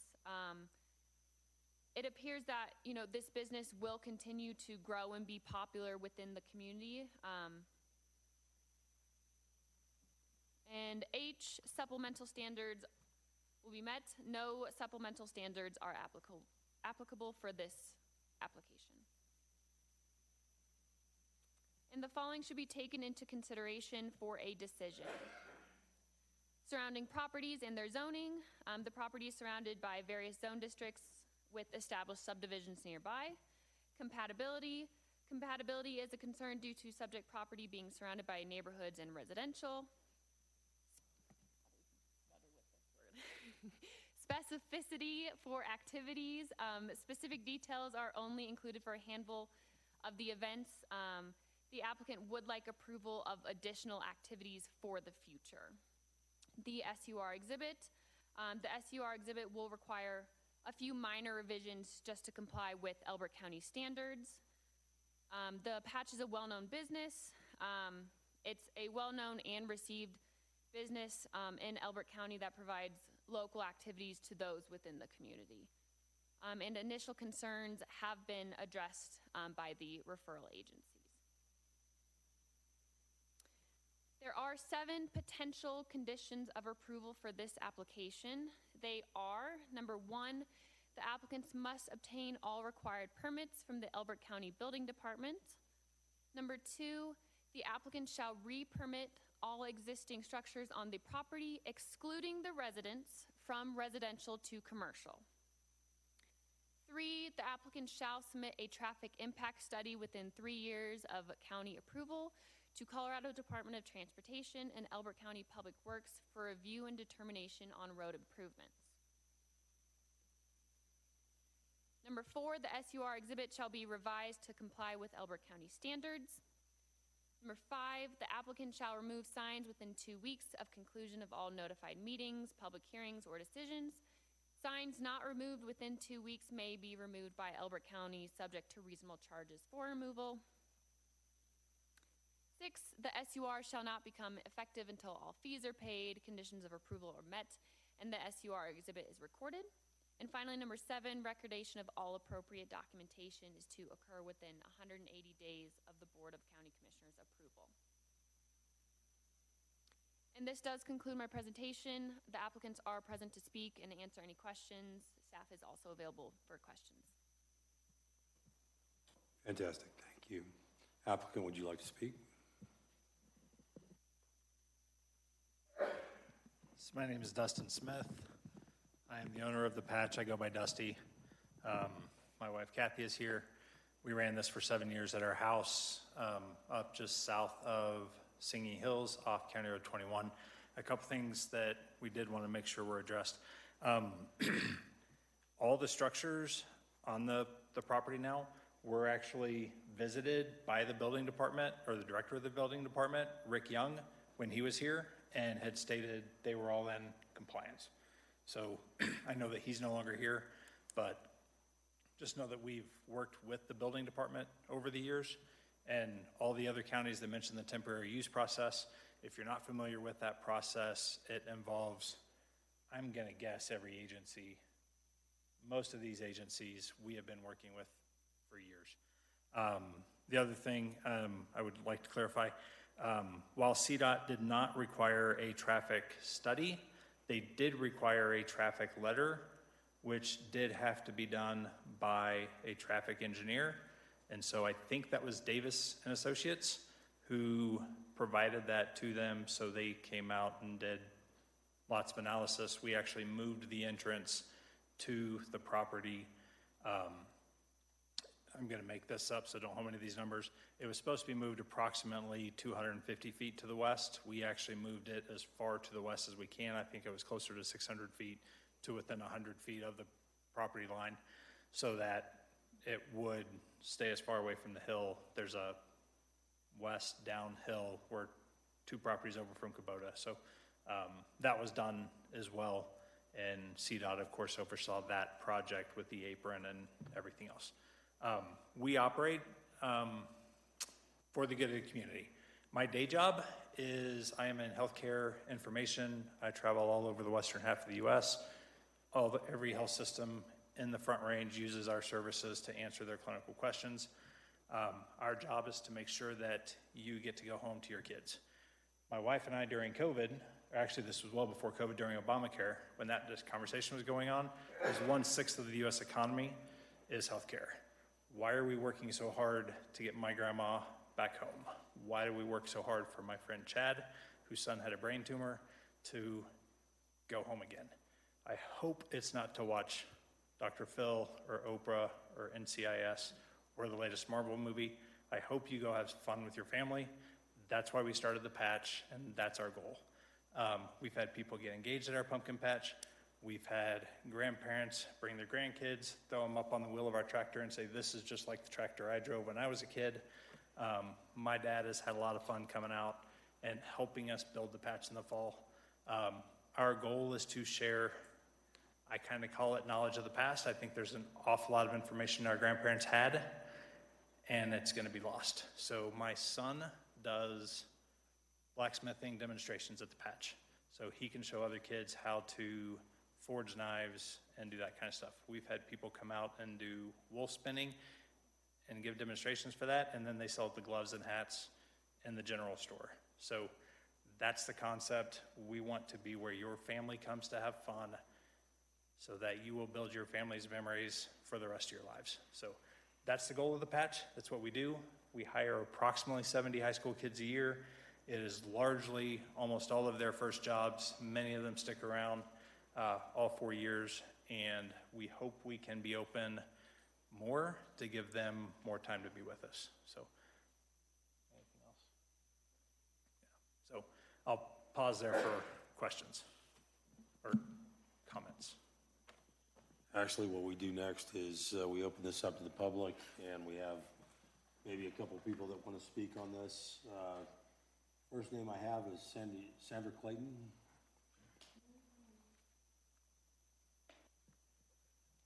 Okay, I'm Sandra Clayton, retired federal auditor. Don't you hate me?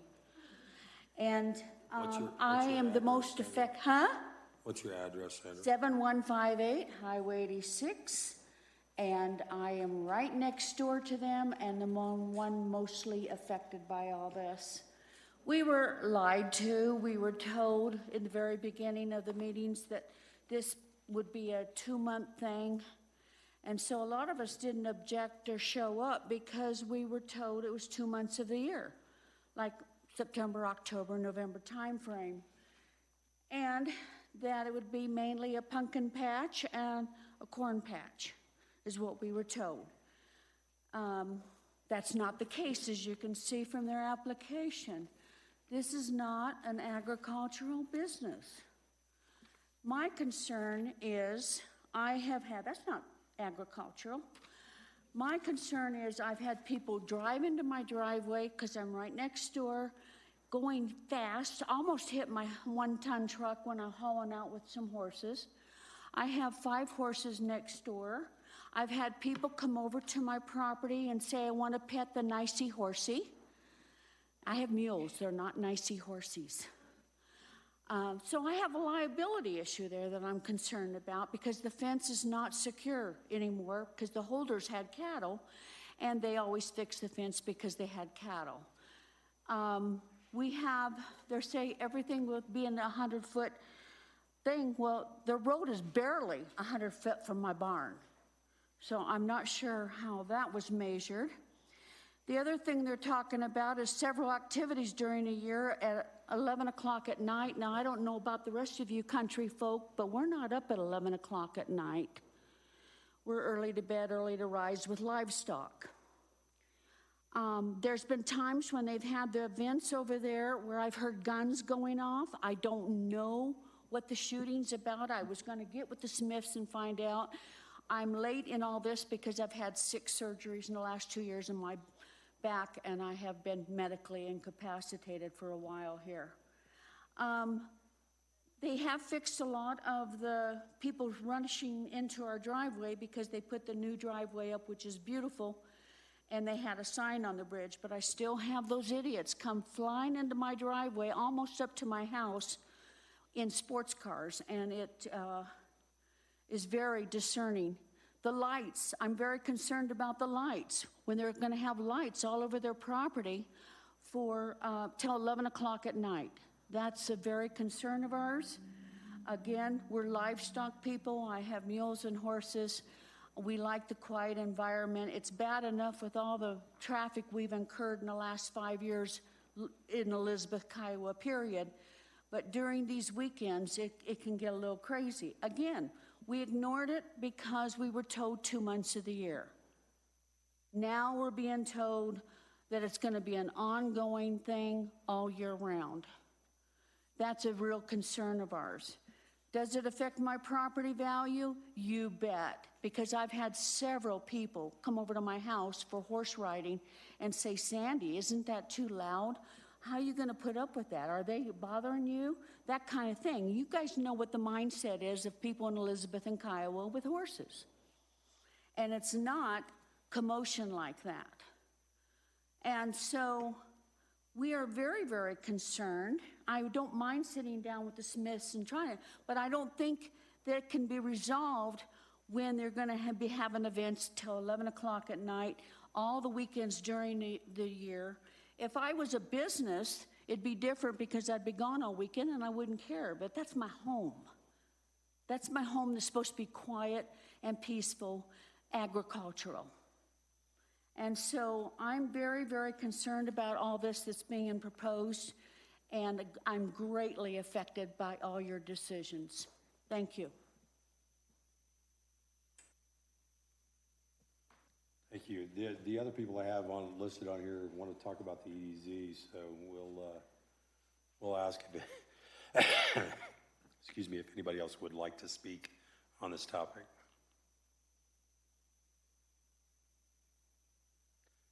Hearing none, applicant, would you like to rebut? We'll close public hearing, public comment.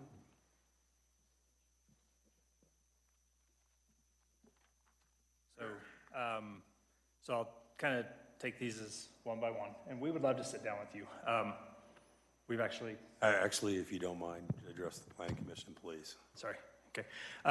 Yeah, so she did mention we were made aware that folks were turning into their property, so we did change the verbiage on the signs. So during the pumpkin season, which is the heavier traffic at this point, I did not mention earlier, we work with Captain Rushing out of Lyman with Colorado Highway Patrol on access management. So if he feels we need signs, we will put signs up. If he does not, we will not. So we did change the verbiage of those signs to say second left to try to address that issue. That helped. We've also, as you saw, completed an entrance to help make it more visible where the entrance is. We have since put, so you can see, we've tried to make it much more visible.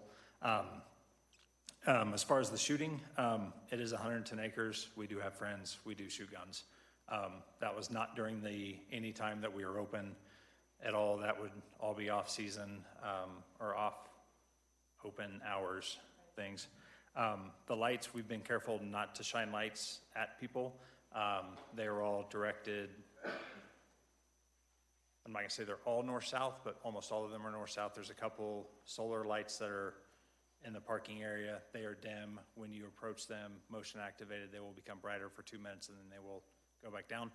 I can assure you, we did not, when we talked to the holders, Kelsey mentioned this been ongoing since 2022. Part of that was because we started the SUR process before we bought the property, and I can tell you it has always been the plan to do more than just the pumpkin farm or the fall festival. That was just the business case, and I'm not sure how they weren't aware of that, but I can tell you that that was always the plan. The noise, we actually have jumped in our golf cart while we've had the movies going or other things going and driven around the property and taken measured noise on decibel meters, and it is dramatically less.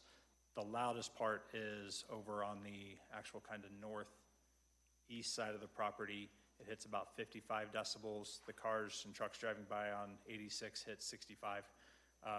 We are aware of it. We do what we can. If neighbors complain about noise, so if she does hear noise, we can turn speakers. All of the speakers are movable. They have volume controls, those kinds of things. So we are trying to be good neighbors and address those concerns. So, questions from the board? Thank you. We're going to go ahead and start on the right-hand side like I suggested earlier. Nicole? Okay, thank you. I do have a number of issues or considerations I'd like to discuss. First, for county staff, I just wanted to ask, I noticed that the county didn't take a position to recommend approval or denial, and so I just wanted to clarify, is that right? Is that the position of the county? Correct. Okay. And then applicant, I noticed in your initial comments, you mentioned that the patch existed on your property before you purchased and moved it, I believe, in 2023. Is that where you all still live now? Is that why you have a farm manager on the patch property and then you live at the other property in Elbert County? Correct. Okay. Well, first of all, I just wanted to say, I got tired just reading how many different possible things you're going to potentially do on the property. So you're very visionary. It sounds like a very fun type of project. I don't know how you have a day job on top of planning all of that, because that's going to be a lot of work. But I wanted to clarify, so we talked about how you had a temporary use permit that you used for, I believe it was 22, 23, and 24. Did you only use it during the month of like October-ish or were you using the full 60 days, or were you using less than the full 60 days? So it depended on the year. So we've actually been operating since 2017, and we've had the temporary use permit since then. Okay, since 2017. Yeah. Okay. It would depend on the year. Sometimes we were open more. So when we first started, we had a number of field trips. Douglas County, Cherry Creek, Arapahoe County Public Schools would all come out during the week.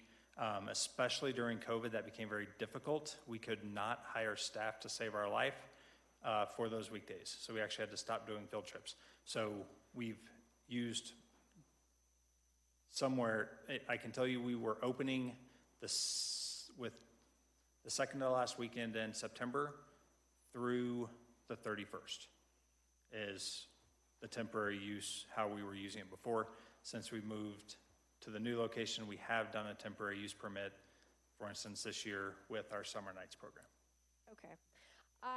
Is there a reason why you're pursuing the special use by review rather than rezoning to commercial? Yeah, that is at the request of a couple of the county departments, mainly fire and to some extent health. There are hard and fast rules with commercial that CARA did not want to place on us. So SUR gives them more flexibility to let us operate an agritourism business and not full-blown commercial. Okay, and by that you mean like safety precautions, like emergency routes, or what exactly are you talking about? Bathrooms is a big one, and not just fire flow, but some of the access things for fire. So we do have fire lanes. Everything but one loafing shed is within 150 feet of, a class 6 fire lane with a hammerhead turnaround, those things. The health department was the other one. Commercial would require actual bathrooms. When you look at having a couple thousand people on your property for up to 6 hours, the engineer's eyes got really big when we mentioned, how do we do bathrooms? He's like, that's tough. You can't do it. You'd almost, we would have to put in a water treatment plant to make that work. So for us to use porta potties, we can't be commercial. So we're zoning SUR to maintain, to actually be able to operate. Because I saw that while it sounds like those two agencies might have recommended pursuing SUR, that OEM recommended reclassifying to commercial because of the scale and the scope of the operations. And I hear you saying that the problems that exist, but I also hear that there's an increase in public attendance, traffic flow, year-round business activity, and so all of these things are in line more with a commercial type of activity rather than a smaller, much more specific use by special review. So for instance, all of our electrical has been done and inspected by the state of Colorado at commercial grading. It's not done at residential or agricultural levels. The other thing to note with our SUR is, in working with Mark over the last couple of years, he's asked us to put everything we might do. So this is not a plan that we push play on tomorrow. This is over the next 5 to 10 years, everything that might happen. So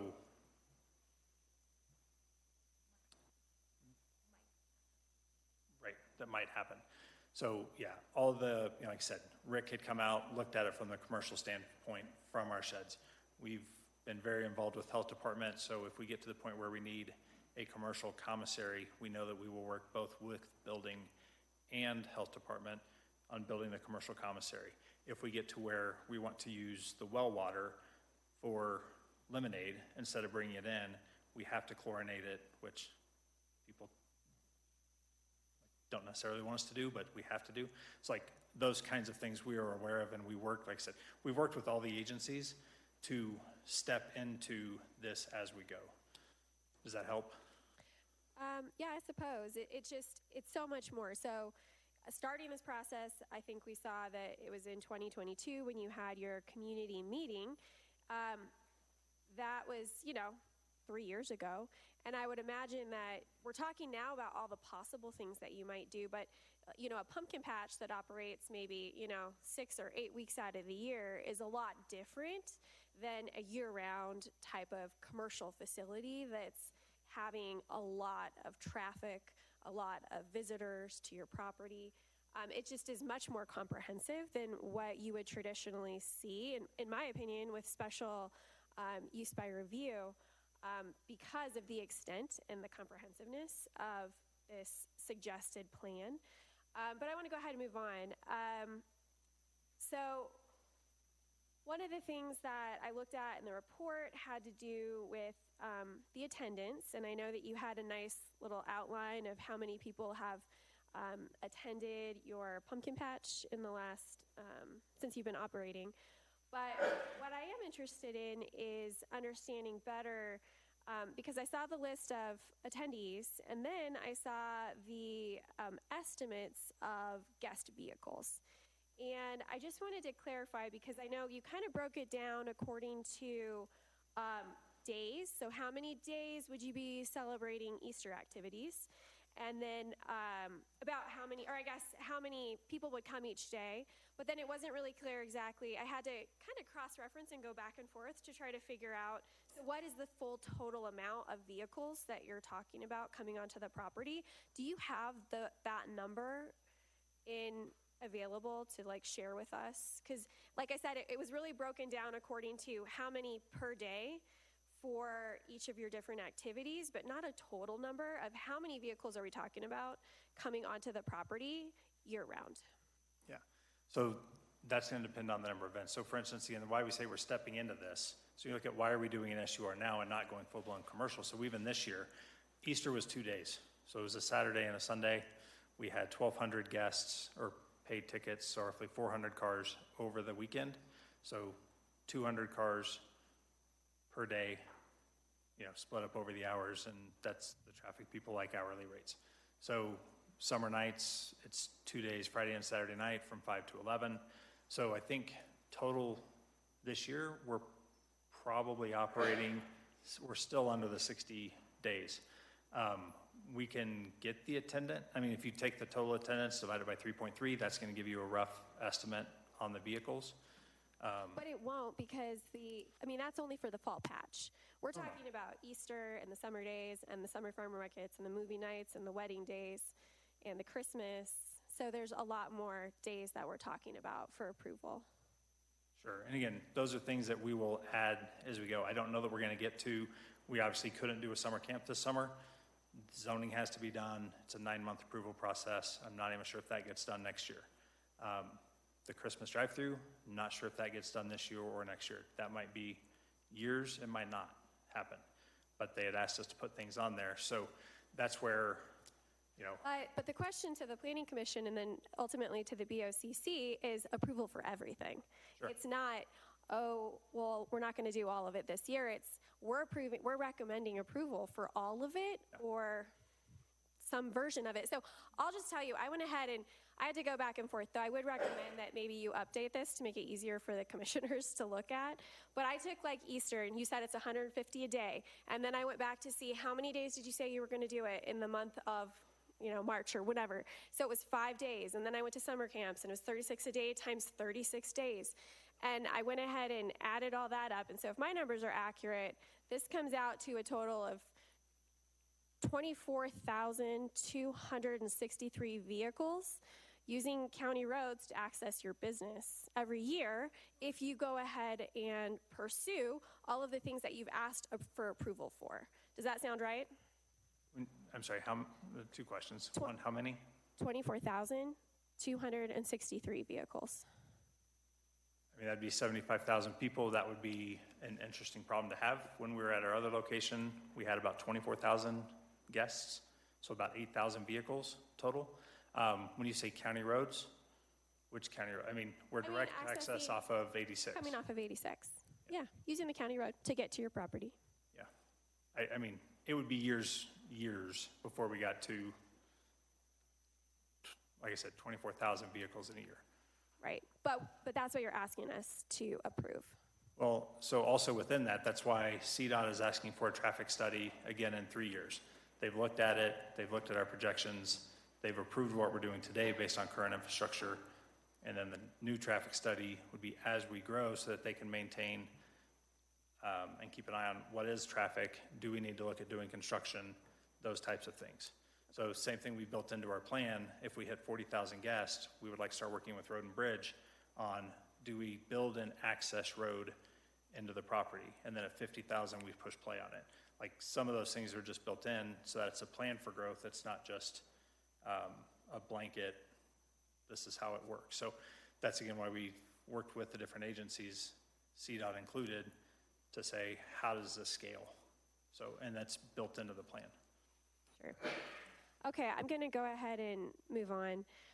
One question I have is, I know you held the community meeting in July of 2022, and I'm just wondering why you haven't talked to the community in the last 3 years or had any other community meetings to update your neighbors of just how extensive your plan is for the property. So we did talk about the different activities we planned on doing then, and we haven't because we weren't asked to. There's been, I think, 3 different county managers that we worked with over the course of the last few years. And so we have done notifications on the temporary use permits. We did the new notification on the summer nights. So we have done notification things as we've been requested. I have a question for staff. As I was looking at the SUR requirements, I wanted to clarify, are community meetings actually required for an SUR? And I can give you some context. I'm looking at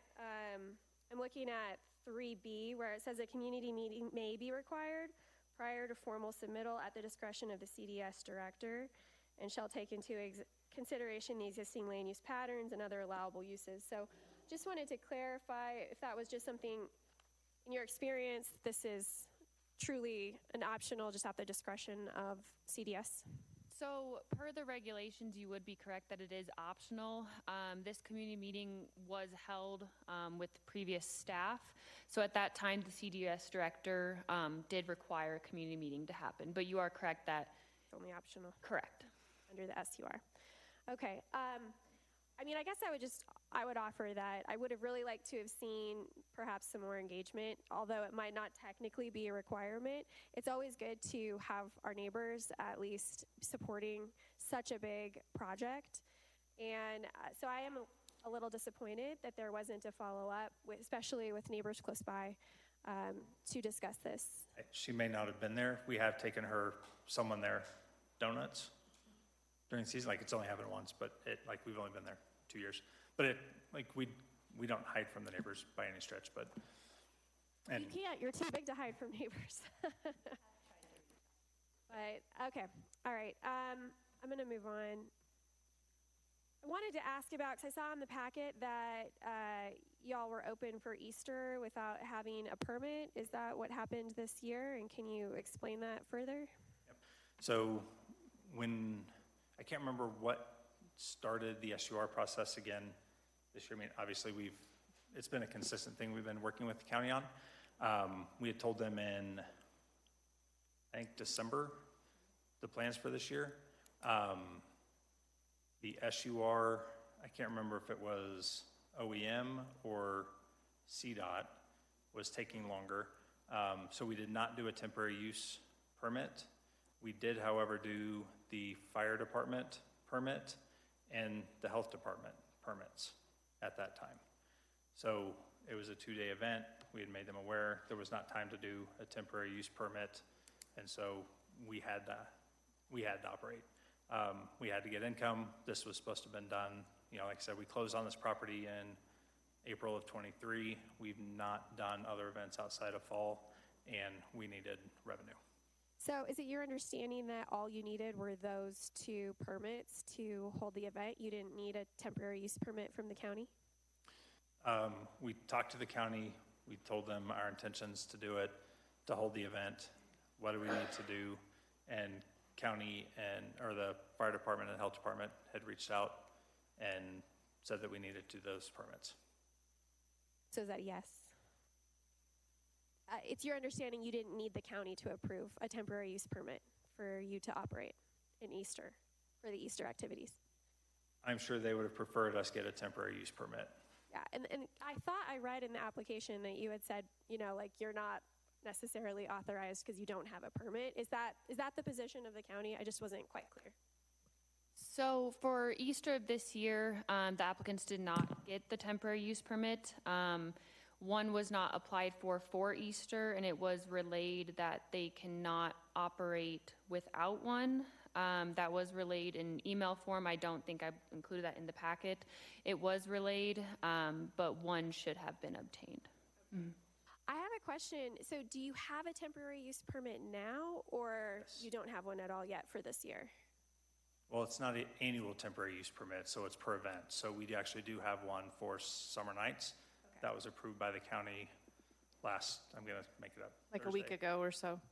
Yeah. Yes, and that's one thing I wanted to ask, because I know there had been a comment, I think a public comment that was included in the packet saying summer nights have started June 13th, and how are they having these events? So I just wanted to clarify if you do you do currently have one for the summer nights Correct. activities. Yep. Okay. All right. Let's see. So I wanted to ask about this statement that was in your application. You say, when Pumpkin Patch or Christmas at the Patch attendance grows to 40,000 visitors, we will begin discussion with Elbert County on a gravel road and gravel parking improvements. If required at that time, these will be completed once attendance reaches 50,000 visitors for this one event. So my question is, where did you come up with these numbers? And just a comment to say, it sounds a little presumptuous to tell the county when you're willing to consider improvements to roads that like the public is gonna be using and accessing on your property. So maybe if you could just explain that comment a little bit and where you came up with these numbers. Sure. So like I said, we had approximately just under 25,000 visitors on our last property. People enjoy kind of parking in the field. It's not, it hasn't been detrimental to the land. They asked us, part of the conversation was, who decides when to do improvements? So we took a stab at when improvements could be necessary, when we would start thinking about them, planning them, and then implementing them. So you can say that's presumptuous, but somebody had to put something forward. So if you don't like that idea, we're certainly open to suggestion, but that's when it seemed reasonable to start the planning process and then implement the process. Okay. And those are annual visitors, not per season. So if annual visitors hit 40,000, we would talk to Road and Bridge and say, look, what does it look like to do a actual road into the property off 86 and not just have people drive through the pasture, so to speak, and then when do we need to push play? So part of the recommendation from the county was, again, how does the growth happen? What's required? We know you've been pretty good to work with, but if you're not here, you sell the land, what's going to hold somebody else accountable? And that was how we approached it. Okay. Well, speaking to that, since you said, folks like don't mind driving onto the grass and parking in a field, it seemed like Kiowa Conservation District had quite a number of concerns that, in my opinion, didn't seem to be addressed. I wonder if you wanted to, they discussed like drainage and erosion and the root systems. There were a number of things on there, several pages. So I just wanted to ask if you wanted to address some of their concerns that they had about how you're planning on managing all of the parking areas for that number of visitors. So their concerns are weed mitigation. So we addressed how we would mitigate weeds. Number one, fire department asked us to keep the parking areas mowed short. If you look at it from a Google map, that makes it look kind of funny because it dries out the grass. We also use chemical spray if needed, either hire somebody. We are aware of an applicator's license that's required to do some of the stiffer weeds in the county. Then also we have farm animals on the property, goats, sheep, cows, donkeys, those animals that we can allow on the pasture as well. As far as grading, we didn't feel it was necessary. There is a large berm on the property that was left intact. So any drainage from the property, especially as it goes east to west, is caught on the berm. The previous owner, we know the holders very well. Lewis still comes by the property fairly often. They had a couple of areas where they had excavated some sand for use in their riding arena. It's got great sand on the property, believe it or not. So we use the playground sand in some areas. So we do overseeding, we do watch kind of erosion. It's in our best interest not to have muddy areas, not to have it messy for guests to walk. I probably care more about that than even Kiowa Conservation does. We have put down road base not only for the fire lanes, but in walking paths and some of the picnic areas. And so we felt like we did address their concerns. Okay, thank you for the additional information. I had a question about water that you're going to be using in your hand washing stations. Are you trucking that on to the property? I think it said like 8 hand washing stations. Was that right? Yeah. Where So does that's the water come from? Yeah. So that's part of our contract with Dependable Portable Restrooms is who we use for that. And they're the same people who service our porta potties.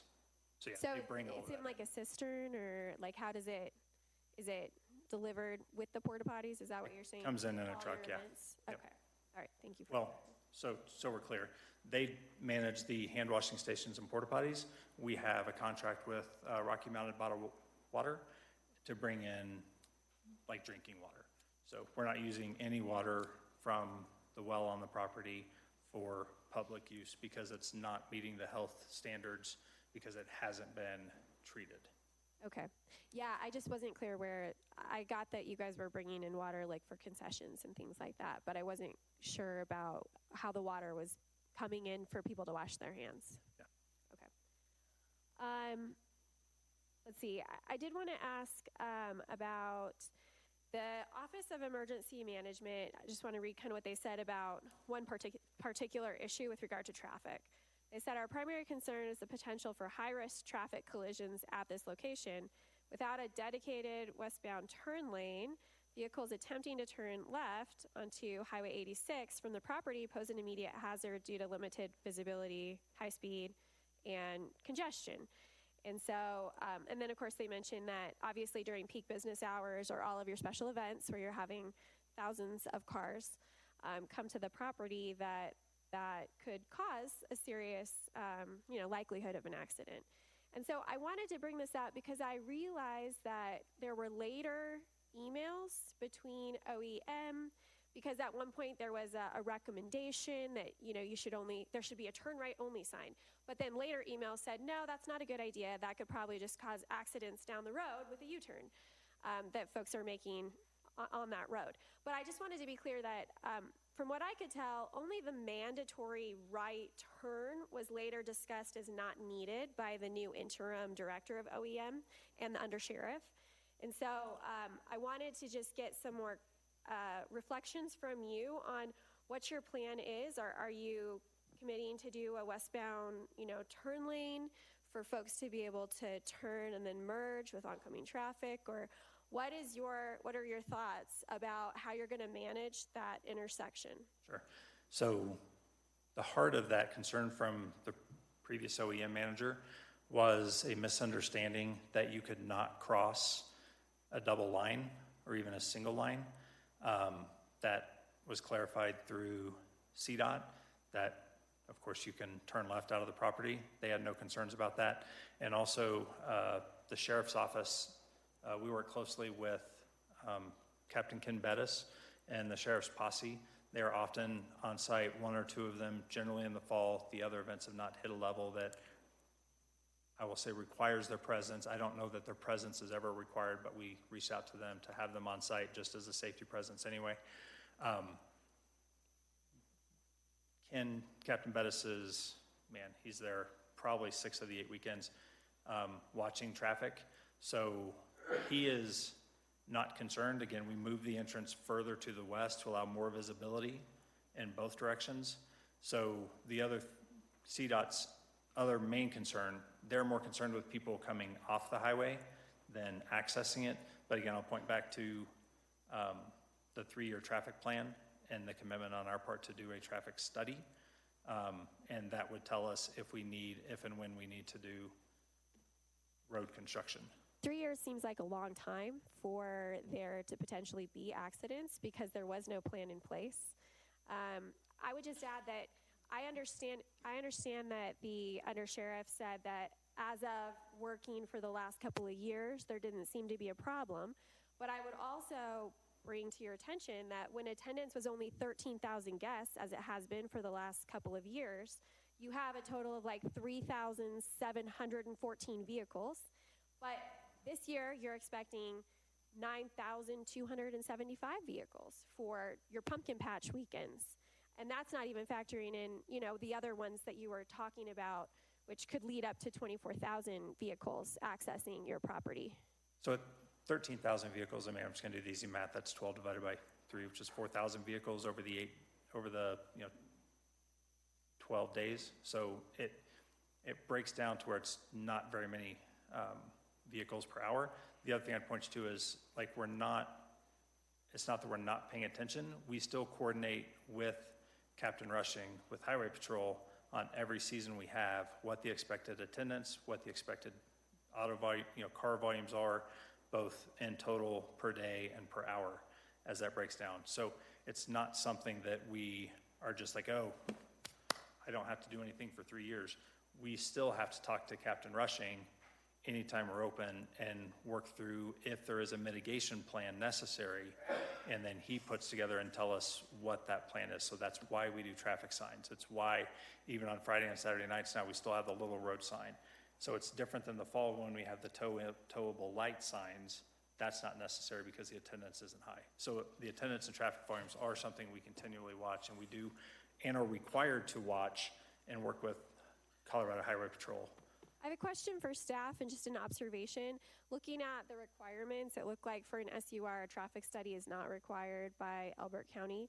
And my reflection on that is just that when we're requiring applicants for EDZ applications for small RV storages to have a traffic study that explains how many people are turning in and whether or not there should be a turn lane, that it seems almost unreasonable that we wouldn't have a traffic study requirement for a SUR project, let alone an SUR project of this magnitude with this number of vehicles being requested.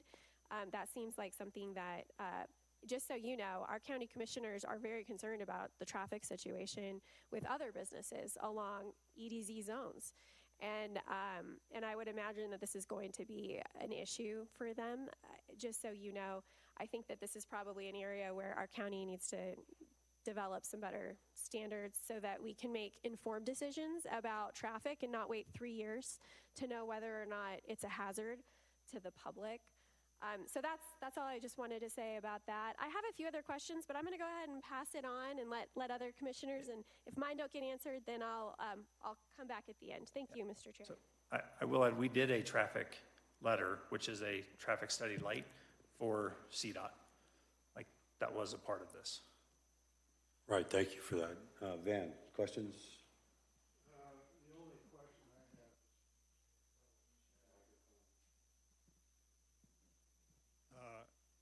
is their location in an EDZ? Yes. It is? Yes. Grant Thayer asked me the same question. You did? Yep. Okay, yeah. Same thing. Well, because of CARES recommendation. okay. So thus the SUR not a commercial business? Yep. Okay. All right. Thank you.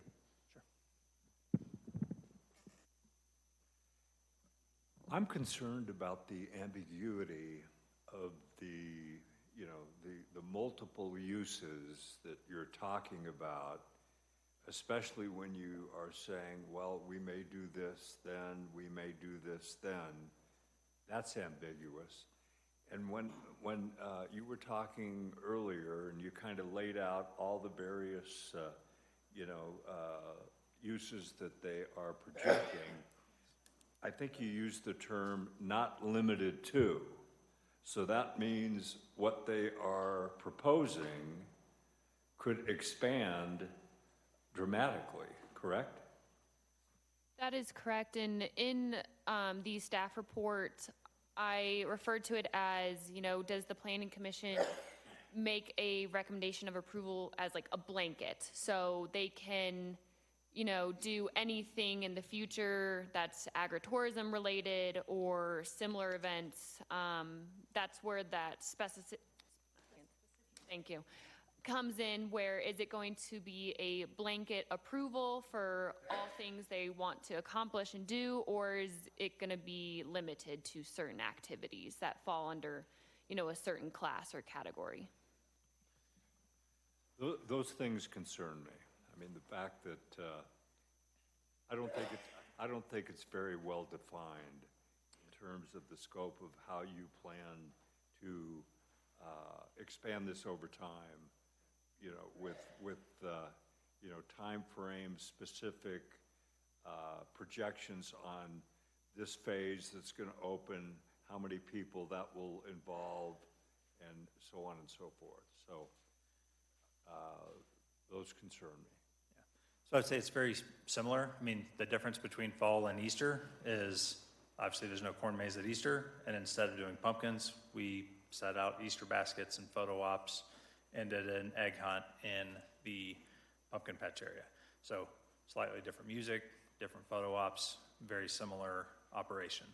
Summer nights, same type of thing, slightly different activities, slightly different decorations, pretty much the same thing. A wedding would be a slightly different, although you're still inviting guests to your property. They're very centered around a particular area called the chapel, if you will. I don't know how to call it a chapel, but so anyway, they're all very similar, just to change the decorations and hours. Well, I think you guys are very innovative and creative in terms of what you started with and what you have today and what you're proposing. So I think those things are very positive and represent kind of the vision that you have. It would just be nice if there was more clarity in terms of how that would unfold.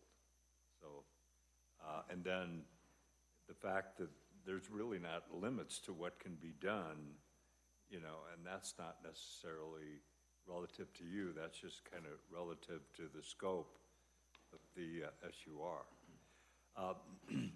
Also very concerned about the traffic. And have you considered things like hiring, off-duty sheriff deputies to help direct traffic? I mean, the amount of volume that you're talking about, especially during peak times on weekends, can be pretty significant. Sure. And so I share similar concerns about the amount of traffic and the fact that that doesn't seem to be very well defined. It's just very ambiguous. And, so yeah. CDOT has not required you to, but this was an area that I wish you'd been more proactive in really kind of addressing, potential traffic concerns. Yeah, so CDOT does require that we work with Captain Rushing. So I'm going to come off topic a little bit. Our company, my day job company, goes and finds the best physician in the world for treating diabetes or hypertension or stroke. And so then they do the workup. So we go find the experts and ask them what to do. In this case, CDOT has deferred to Captain Rushing to say, how are we going to mitigate traffic? So having sheriff's officers is a method of mitigation. It's probably the highest level of mitigation. They do not think it's necessary for our current traffic volumes to hire CDOT officers, even off-duty ones. So during our non-busy times, the traffic mitigation is a reflective sign that says the patch, blind entrance, slow down. During our busier times now, it's the towable, light up signs.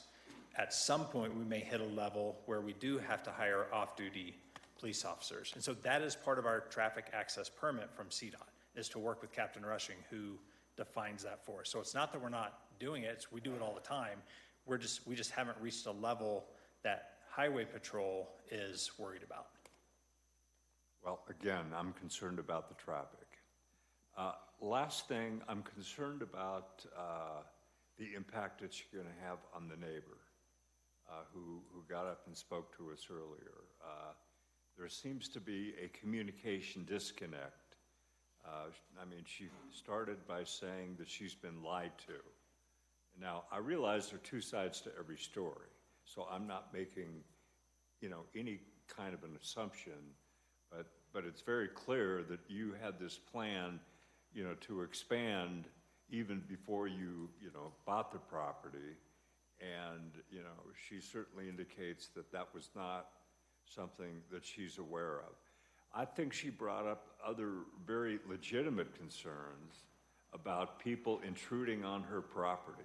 And I can see where that's going to happen, given the amount of visitors that you have. And I guess I would ask, what else can you do to help manage that and prevent that from happening? Because I think that is a very legitimate concern. I have couple of more questions, but why don't you address that? Sure. Like I said, we've changed the verbiage on our signs to help address that. We've built a sizable entrance. The scale of that Walter the Cow is 11 feet tall. The entrance meets fire department regulations. I think it's 15 feet tall. We're somewhat limited. My wife's kind of a fan of those flappy wind things that dance. You can't put those on 86. So we're somewhat limited in terms of it's a state highway and what we're allowed to put on there. We're open to suggestions about, if we could put additional signage up, maybe we do that. We've added recently some lights to the sign to make it more visible at night. So again, we would love to be as visible as possible. That's only going to help us. I understand that, Sure. and I appreciate that. However, you mentioned verbiage. People aren't going to read, a lot of the people aren't reading that stuff, and that's why they're going on the property. I'm just saying, what can you do working with her to be more proactive in trying to, mitigate the impact of people driving on her property? So I'd like more clarity there. Lastly is the lighting. Again, I think that's a legitimate concern, and when I think about Christmas lighting and kind of how extensive it's going to be, how can that not impact her and her quality of life along with parking and everything else? Is that something that you've carefully considered? So much of that is planned to be on the south. I'll say the front, probably 20 acres is what we use most of the time. Beyond that, the lighting and stuff would be down in the parking area.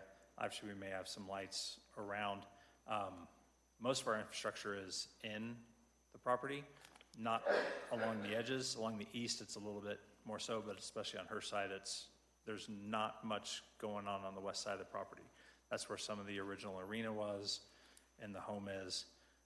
So we have people come down that area and then turn back to the east for parking. So we're trying to push people off of those property lines and off the neighbors.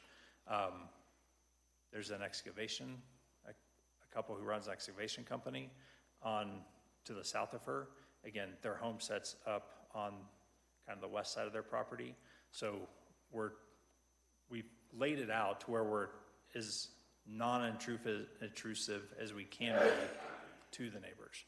We're trying not to push up on the west side where there's more, I think they're 20-acre properties.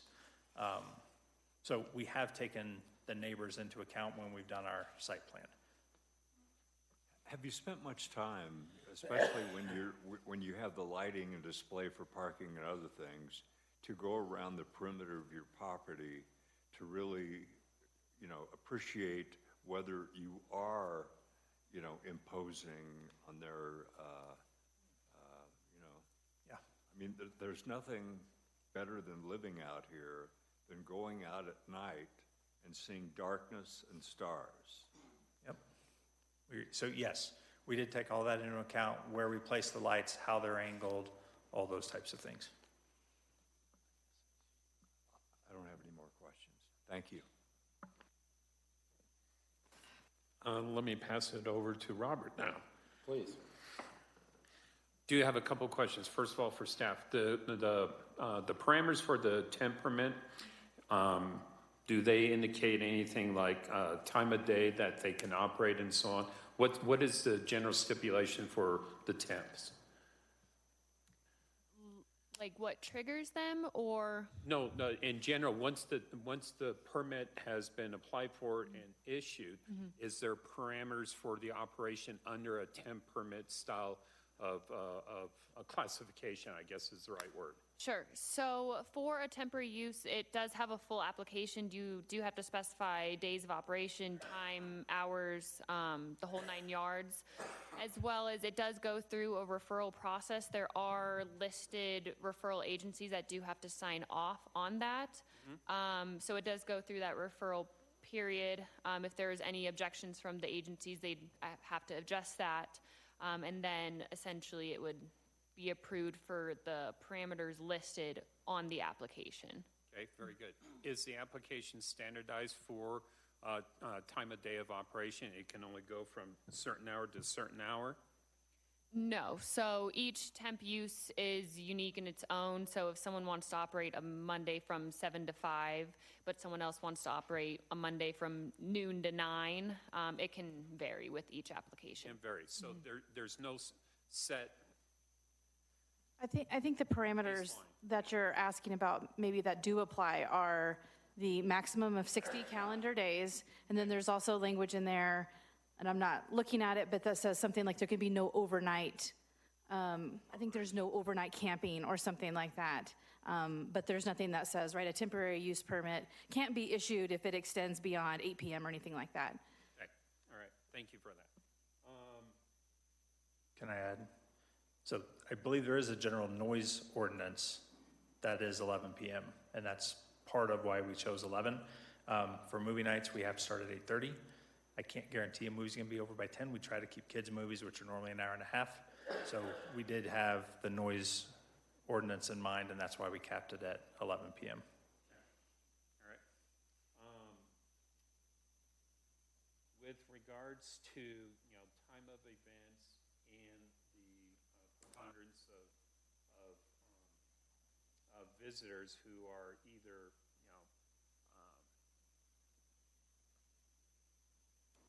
for lack of a better term, city folk, that may or may not understand what a fence is, and especially with livestock on the other side. And, we've all seen all the videos of the Turons up in Yellowstone. There are concerns. What is the type of fence in between you and your neighbor to the west? Is it just smooth wire? Is it barbed wire? Is it field fencing? What is it? Barbed wire. The holders used to have cattle, so it's cattle, 4-strand barbed wire. Okay. But some of it's starting to fall down, but kids. No, understood. So, one of the things that I would suggest, don't know if it can be part of the criteria for the SUR, but there should be, some form of consideration for appropriate fencing for an operation such as this, for those parents who don't pay attention to their children, who may exercise their natural curiosity to crawl through a fence to go see a mule that may or may not want to kick them. So we do have, especially during our busy seasons, we do have up to 3 parking lot attendants. Obviously, they're in safety vests, but they are... That doesn't work. Oh, Sorry.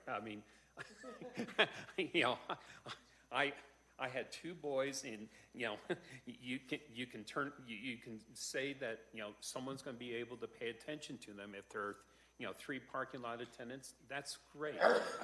But they're not going to be like the trained lifeguards at the professional pools who are their heads are on swivel just to look at the kids. They're looking at vehicles.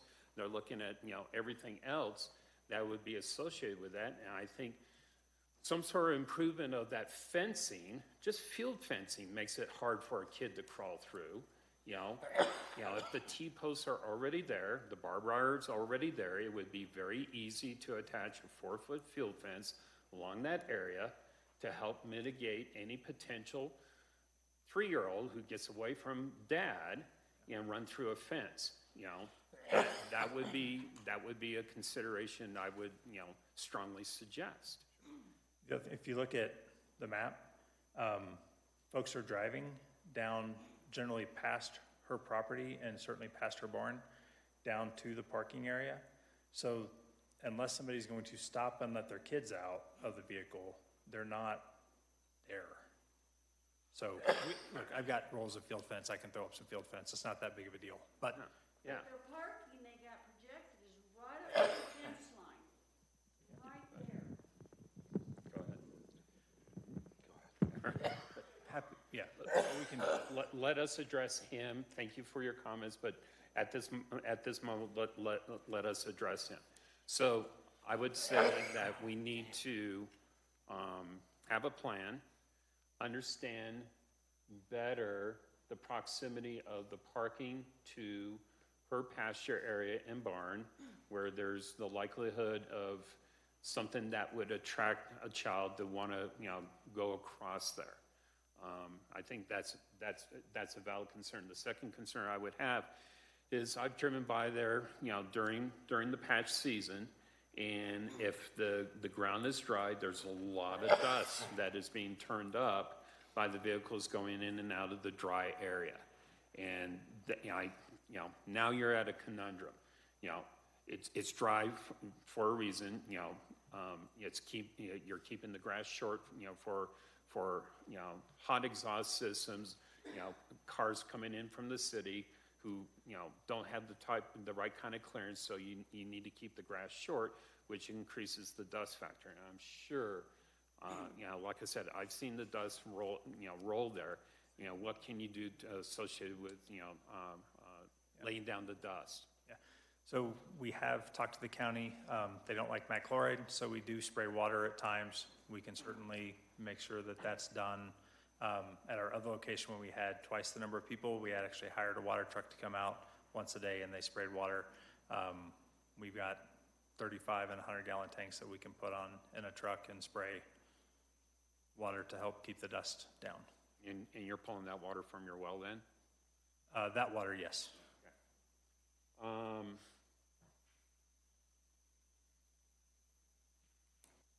Okay, trespass was one.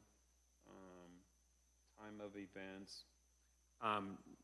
Staff, has there been, even with temporary permits for fairs and so on, is there a normal time of operation usually associated with fair and events, that are located, far away from any, neighboring sites? Is 11 o'clock usually the latest that it can go?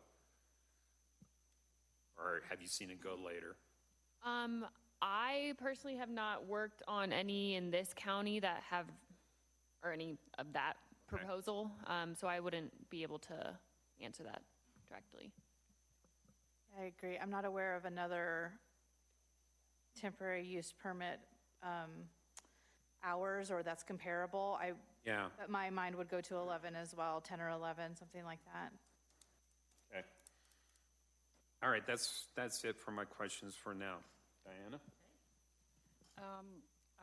I'm going to take this from a slightly different tact and talk about how the zoning regulations fit in with this. So, and I am going to start by saying that, so in the zoning regulations, it defines what our purpose is. Thank you.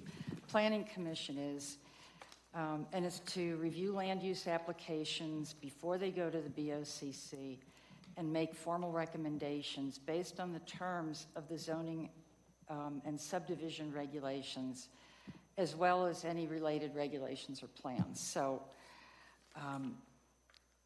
based on that, the zoning regulations for special use by review state that the purpose of this section, it outlines the steps for obtaining a special use by review, and that SURs are those uses that are considered to be compatible and typically found within the subject zone district, which in this case is ag, but which, because of their potential impacts, require more discretionary review than those for other types of uses. And I don't think just speaking for myself, I don't think that we're addressing the zoning on this. May I respond? Oh, yeah, please. So the category, this is based on the land use table. So there is a category for, right, general amusement, right? This planning commission saw a similar application, right, for another Christmas-specific type project. And so that's where, at least from a regulatory standpoint, the use falls into the SUR category. Now, there's certainly additional considerations for you all. And agreed. And unfortunately, because I did look through that table, and there's a lot of things you can do, there's no standards that would say, for example, if your this type of facility, here are regulations around it, which leaves it up to the discretion of whoever is, you know, thinking about that. So, That's typically the CDS director at his discretion. No, it's up to us to come up with those rules and make those decisions because they're not there. There's nothing there for us to make a decision on. But that aside, I want to start with what Nicole brought up, which was the pre-application, well, the community meeting and the pre-application. So do we have the documentation, the notes from the pre-application meeting 3 years ago? I can look in the file, but we did have notes from the community meeting, so I can almost assure that there are pre-application notes from the meeting in 20. Okay, so we don't know, it sounds like we don't know at the time, you know, 3 years ago when that community meeting and the pre-application meeting took place, what the applicant was proposing. So, this is big. Sure. So I did reach out to the applicant, and obviously I was not the planning staff present for that community meeting. You know, taking their word that all of this was discussed at that community meeting in 2022. So staff did reach out to the applicant to assure that everything was addressed at that time. So for the applicant, when you had that community meeting, is this what you presented? With the, I don't remember how many activities were listed on that exhibit. It would have been doing multiple events throughout the year. I don't know that every activity on that list would have been there because some of those activities didn't exist. But 3 years ago. did it show But it's, how close, because that diagram to me is a problem because there's no dimensions on there. And there's no way to know what you have today, how wide those paths are, how close to her fence. So to me, this is, you know, it looks great. This is what you want to get to. But for me as a planning commissioner, if I'm going to make a decision like this, I need specifics, and they're not there. And to approve something that we don't know what's going to be done when, how that's going to affect the community, how that's going to affect anything else that may be around there, is it's too vague. If you had come and said, in the first, you know, we're going to do this in phases, for example. So in the first year, we're going to get, you know, all of these roads built. I don't even know, there's no legend on there. There's no way to know what's built and what's not. And that is a problem for me. But if you had wanted to do this, say, in phases. yeah, the buildings that are starred and in bold have been built.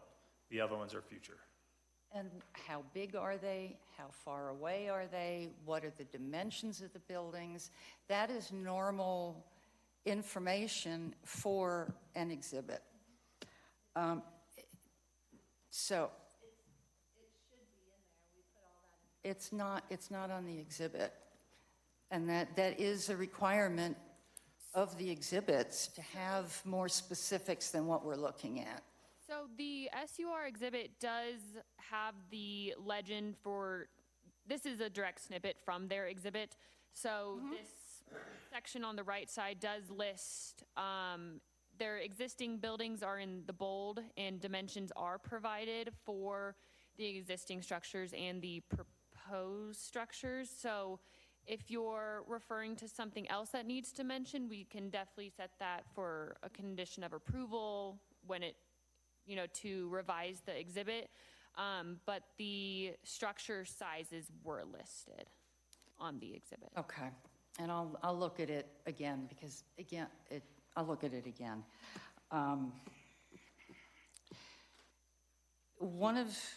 Quick question. Do you have questions for this? Yeah. This person? Yeah. Can we go to the questions?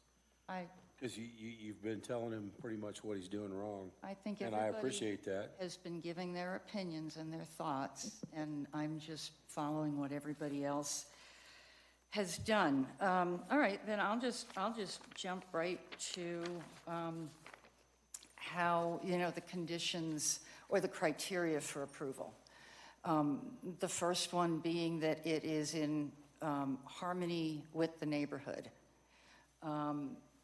2,000 people, I think, as the applicant said, possibly at a time is not compatible in harmony with this neighborhood. This is an agricultural neighborhood. Yes, I understand you want to do agricultural activities. And I think it's a great business plan. But when the lighting doesn't exist today, the noise, the parking, all of that will change this area, and it can't be changed back. And I don't see that being addressed. I do hear you saying a lot of things. I don't see written plans as to how this is going to be done, because it sounds like when you went into it, you've got this big overall plan of what you want to do. But we don't know what you want to do. We've got the traffic issue. We should have a traffic study. That it's not a requirement, but it is an additional document that staff could request. A drainage plan based on what the conservation district said. There's too much here that is so vague. I wouldn't feel comfortable making a decision to approve something like this. So tell me where I'm wrong. Yeah, so CDOT manages the access. I know, and they but we manage all the drive traffic. these. We all drive Happy to these send you the roads. traffic study. I think I've sent it to the county. I think you guys have a copy of it. Do we? Well, I'm sorry. I don't mean. Do we have a copy of the traffic study? Because it wasn't in the packet. I just want to clarify, are we talking about the traffic letter or? The traffic letter, correct. Mm-hmm. Okay.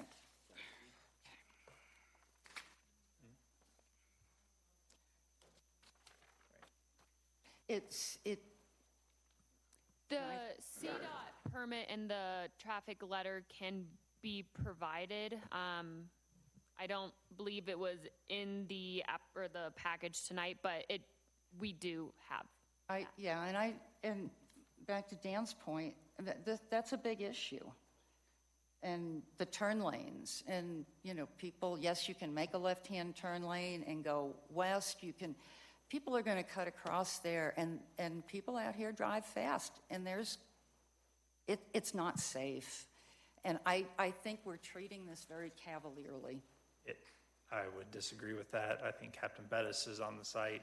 He watches traffic flow in and out of the place. But you've never had this many people that you're anticipating, have you? And that's why he's continuing to be there, and that's why we work with Captain Rushing with Highway Patrol. Don't know who he is. Don't have a letter from him. Don't have anything other than it. I'm sorry. I'm probably being a little. You're making good points. Oh, okay. So, but I think you're making points that talk to your position on how you're going to vote. And you're not asking questions. Okay. So you've got 100 acres, and is all of that acreage going to be part of this SUR? No, we've only mapped, probably the upper, I'll say 40, including parking. That's probably overestimating a little bit, but the lower 2/3 are not, even though I did see the hayride thingy down there. Well, so the circle is a stock pond. So no, the hayride over to the loopy right thing. Yeah, that. Yep. So is that your understanding that it's only X amount of acres? Because it just sounds like it's 100 acres for the SUR. So as presented on the exhibit, this would only be the land that's allowed to be used, if that makes sense. So if they were to, expand their exhibit and show structures and hayrides on the complete south end of the property, then they would essentially be able to use the whole property. But as you can see, the allowed use would end at the bottom of that parking area. Do we have a plat for that, if you will, that shows how much acreage it is, where it actually stops, so that, because the land, I think the description, the legal description of the property for this use is the entire 100+ acres. So the exhibit is what would identify where the use is allowed, right? That's what you all would be approving or not, would be the exhibit. And I do want to clarify just real quick a couple things that were touched on. I think the applicant alluded to this as well. Staff did spend a number of weeks, if not months, working with the applicant specifically on the CDOT and OEM issues. And those, you do have a variety of letters in there, and that did go back and forth and quite honestly change a little bit a couple of times, and that is some of the delay. And then staff was careful to confirm with both the Office of Emergency Management and CDOT before these hearings were scheduled that they were requesting no other changes, revisions, improvements. And so that's sometimes the nature, right, of a variety of comment letters. Is it's really that last one is where we left things, and regardless of where they started, they ended up saying that they were not requesting, again, a traffic study for 3 years to let the applicants establish sort of their uses.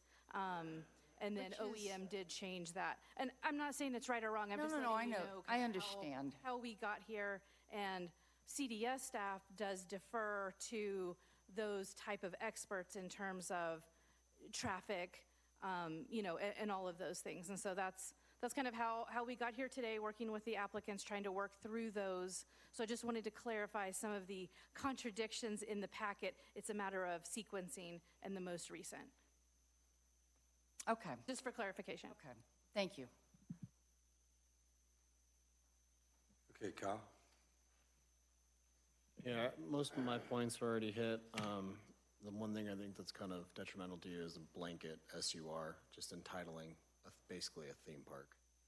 I think if we had saw it in phases, I know that wasn't that was an opposite of what you were kind of provided in the beginning, but just a thought.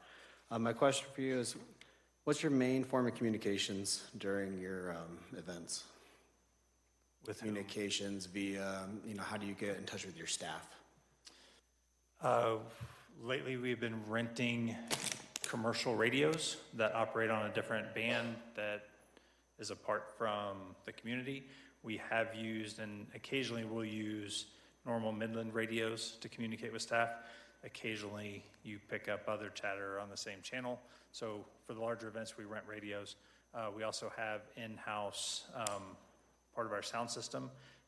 Again, working with Office of Emergency Management and working with, I think it's Skyview Weather, to put together announcement plans for weather alerts that we can communicate not only with staff but also with the guests through our public PA system. How about for emergencies like fires, or how are you getting that off property? How are you making like a 911 call? Cell phone? Yeah. Okay, how many people do you guys have at one time? What's your projected capacity for your busiest day? How many people are going to be on that property? It's tough to say. When we were at our other location on 35 acres at our home, our busiest day was between 2,500 and 3,000 people. Okay, because my concern would be your overloading capacity on cell phones. So getting a 911 emergency call would be pretty difficult with 3,000 people because, I don't know if you're familiar with it, but your property where it's located is working off one cell tower, right? Have you worked with carriers to potentially bring on like cell on wheels or anything as like a temporary communications form? It's never been brought up. We have a secondary access point for OEM, so fire can access the property should other people be coming out of the main one. There's another one that's gated with the Knox locks that only fire has access to. Again, during the busy times, Ken Bettis is on property, so he can call that type of thing. He actually received a call of a domestic abuse case at, believe it or not, the entrance, and he was like, I'm right here, and went and took care of it. So again, that's all part of why we work with the different county agencies to have those things on site. So like I said, we generally have 2 sheriff's posses on site in the fall during the busy days. Okay, that's all the questions I had, thanks. Fantastic. Dee Dee? Okay, well, I don't have a lot either since my colleagues are so thorough. But I do have, I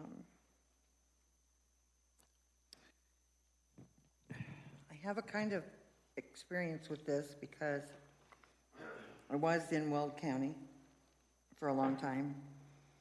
And the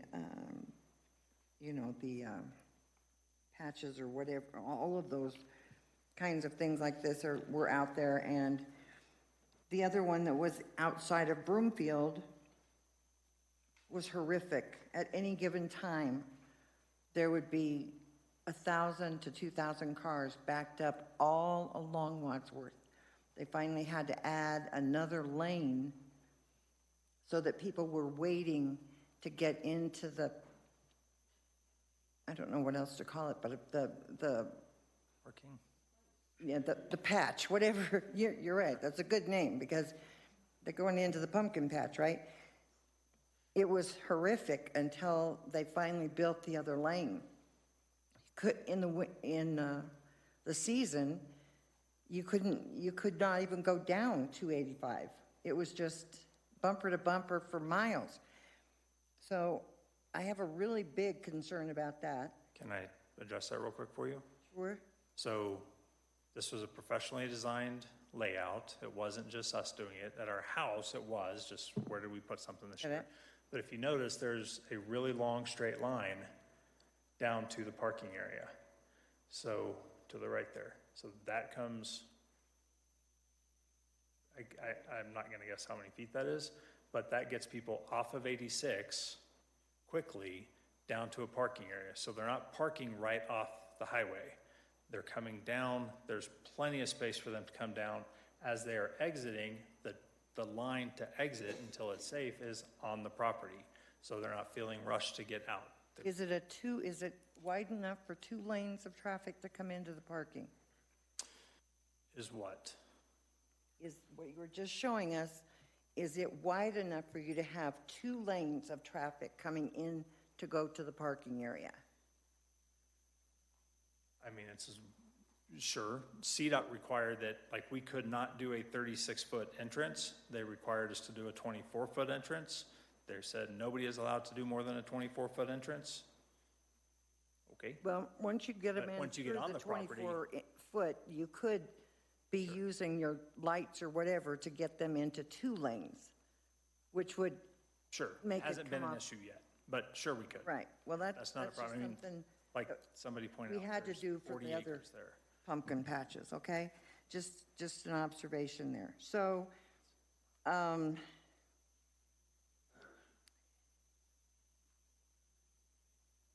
think I'm like everybody else. I think it's a great thing and it sounds fun and it sounds great and it's wonderful that you thought all of this through, but I'm not sure that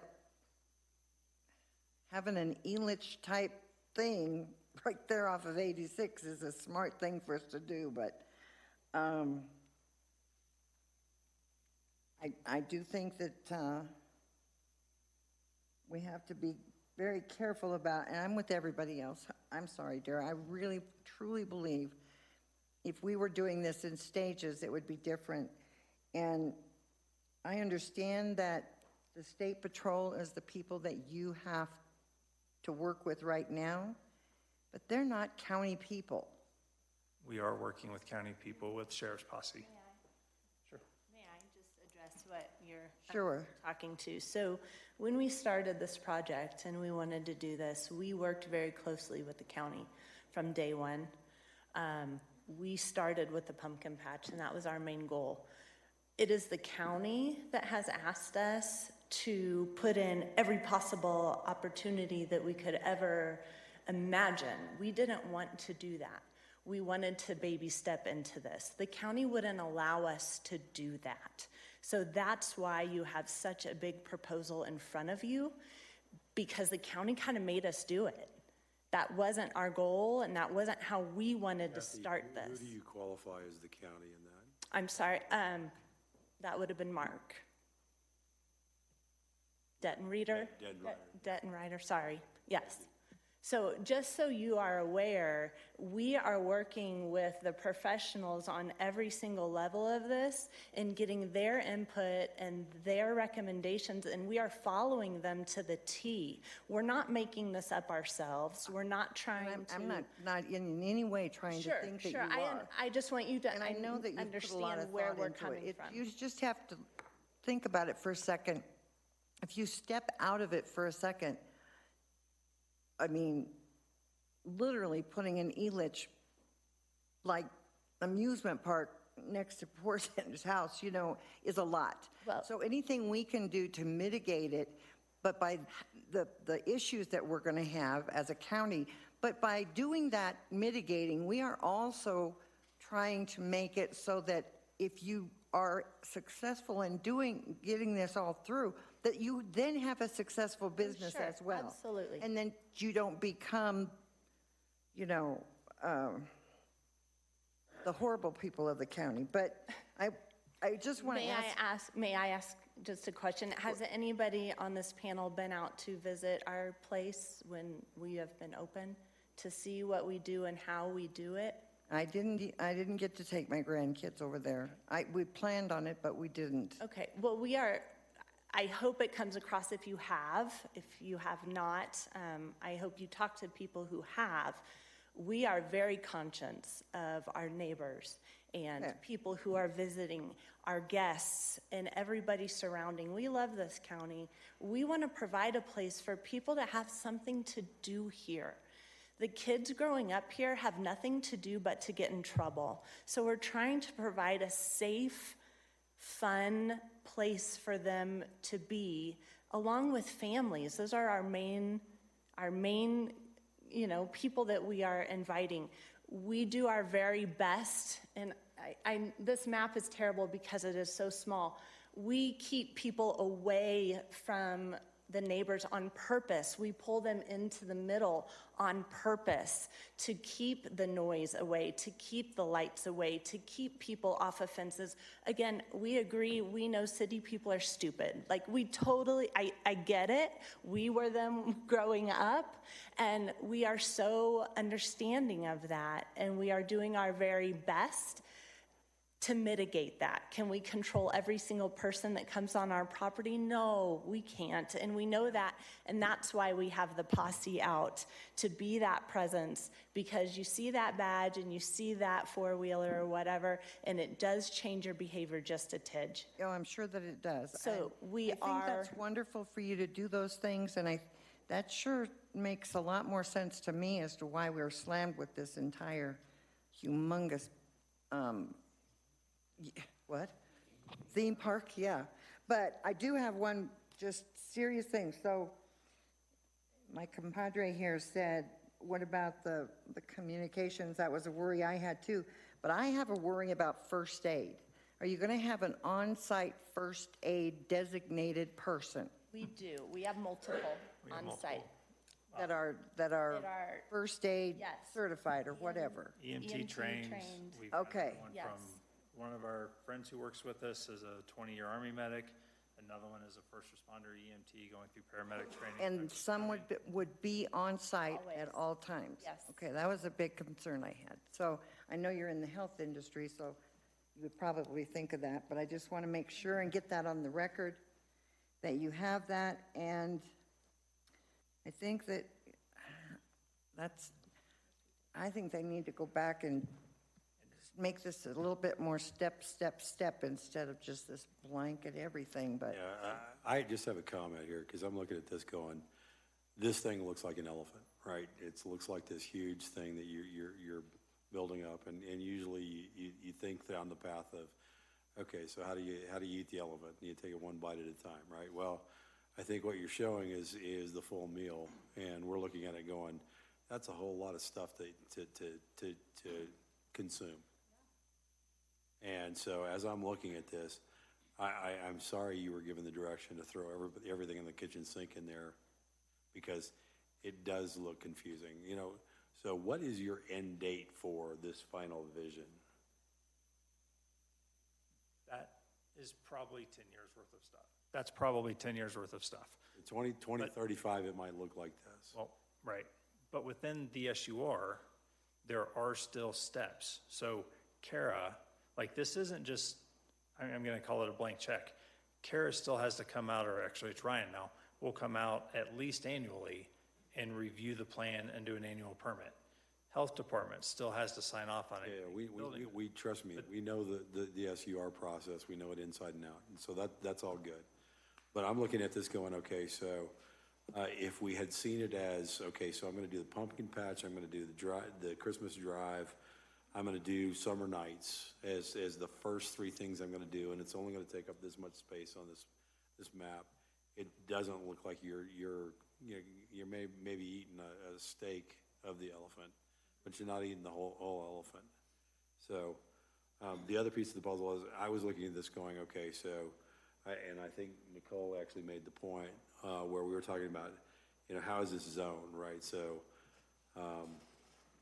you know, I'm looking at it going, okay, so this is truly commercial. It's not ag. It's really not. And half your neighbors or more than half your neighbors are ag. And so it becomes something that doesn't really fit. So the open question becomes, you know, are you paying ag taxes? Not my challenge, right? I don't care whether you're paying ag or commercial, but the county at some point should.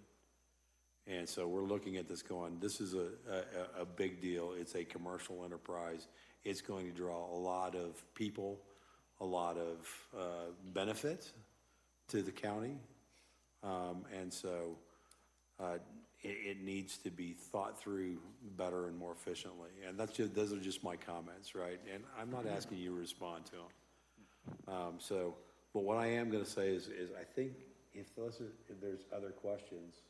I do have a quick question that's kind of based upon, this property lies within the current EDZ, correct? Is there at any time in the thought process of not only planning staff, but does an application like this, based upon it being in the EDZ, conflict with an SUR based upon a use by review based upon the table of what's allowed within an ag? I believe based on the language for the EDZ, that's full optional. That's sort of the way the EDZ language is outlined, is you can use the EDZ, or you can use your underlying zoning, or you can use both. That's how it reads. Okay. Yeah. Okay. All right. So anyway, that's just something, you know, for all of us to, you know, possibly digest, you know, based upon that. Okay. Go ahead, Dan. I'm struck by the comment that you made that Mark or the county is the term that you used, really pushed you beyond the limits or the scope of what you really envisioned or what you really planned. And am I characterizing that correctly? I wouldn't say what we had planned. I'd say well, no, I heard your wife say that the county pushed well beyond the scope of what you had envisioned. So there seems to be a conflict here. They told us we had to put everything we could possibly imagine we would want to do, whether that's next year or whether that's in 20 years from now, on this plan. Okay, but the point of an SUR does include that annual review. Right. And, you know, as you're looking at this, you know, what are you going to do this year? What are those things? And everything you want to do this year, put in that SUR.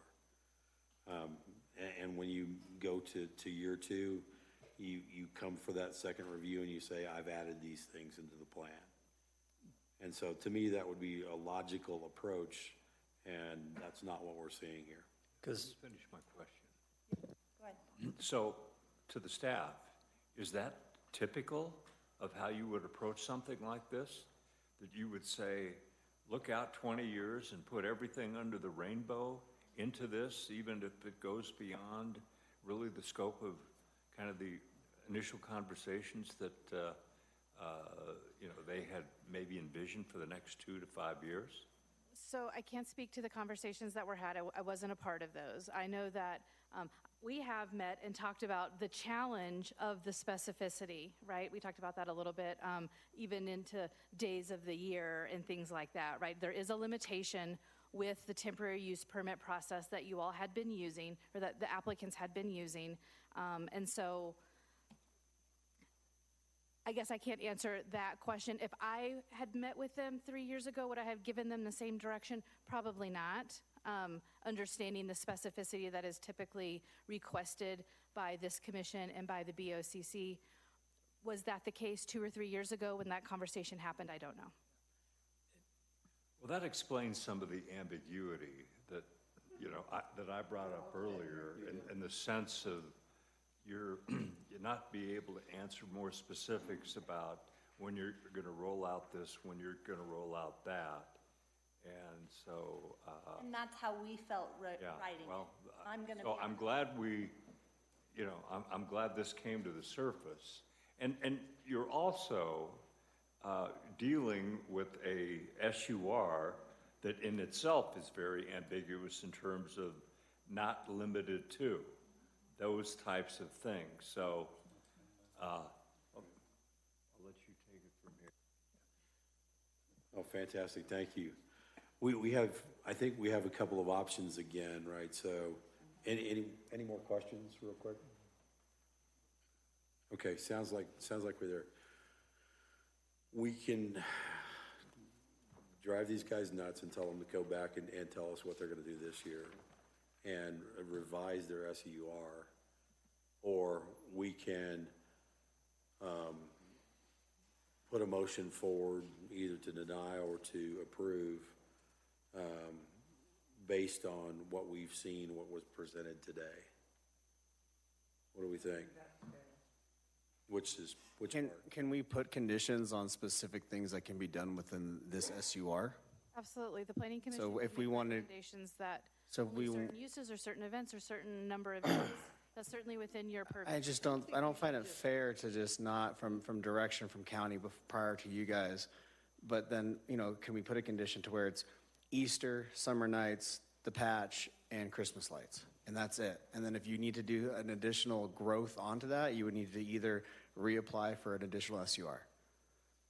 Okay, is that something, a condition that could be added? Yes.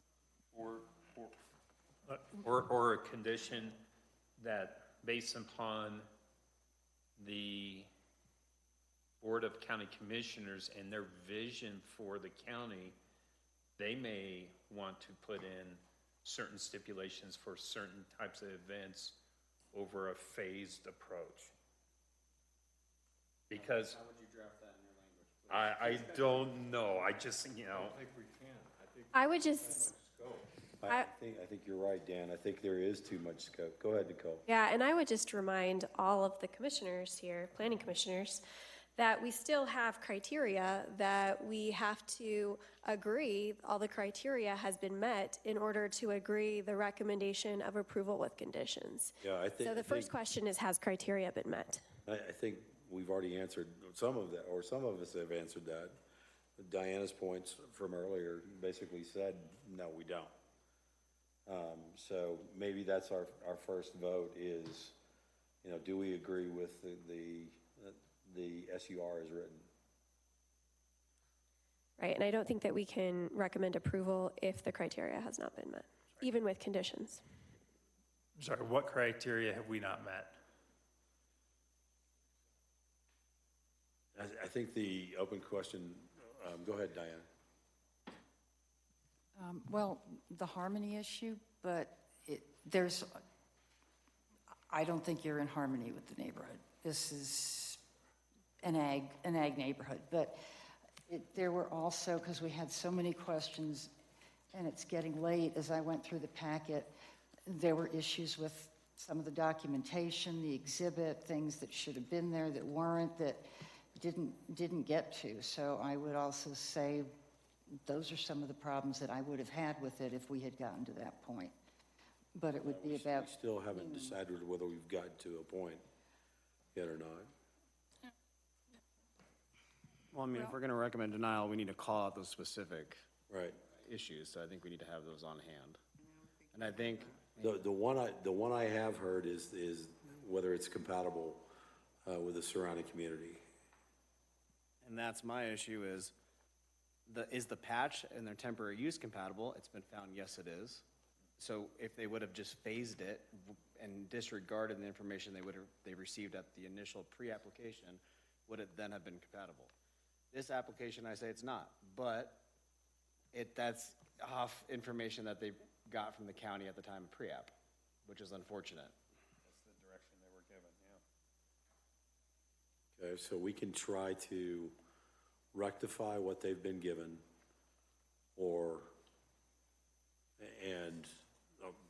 let's ask the applicant. I mean, maybe we're doing this the wrong way, so. Sure. Can I say something too, though? Sure, go ahead. You know, the patch itself, the summer nights,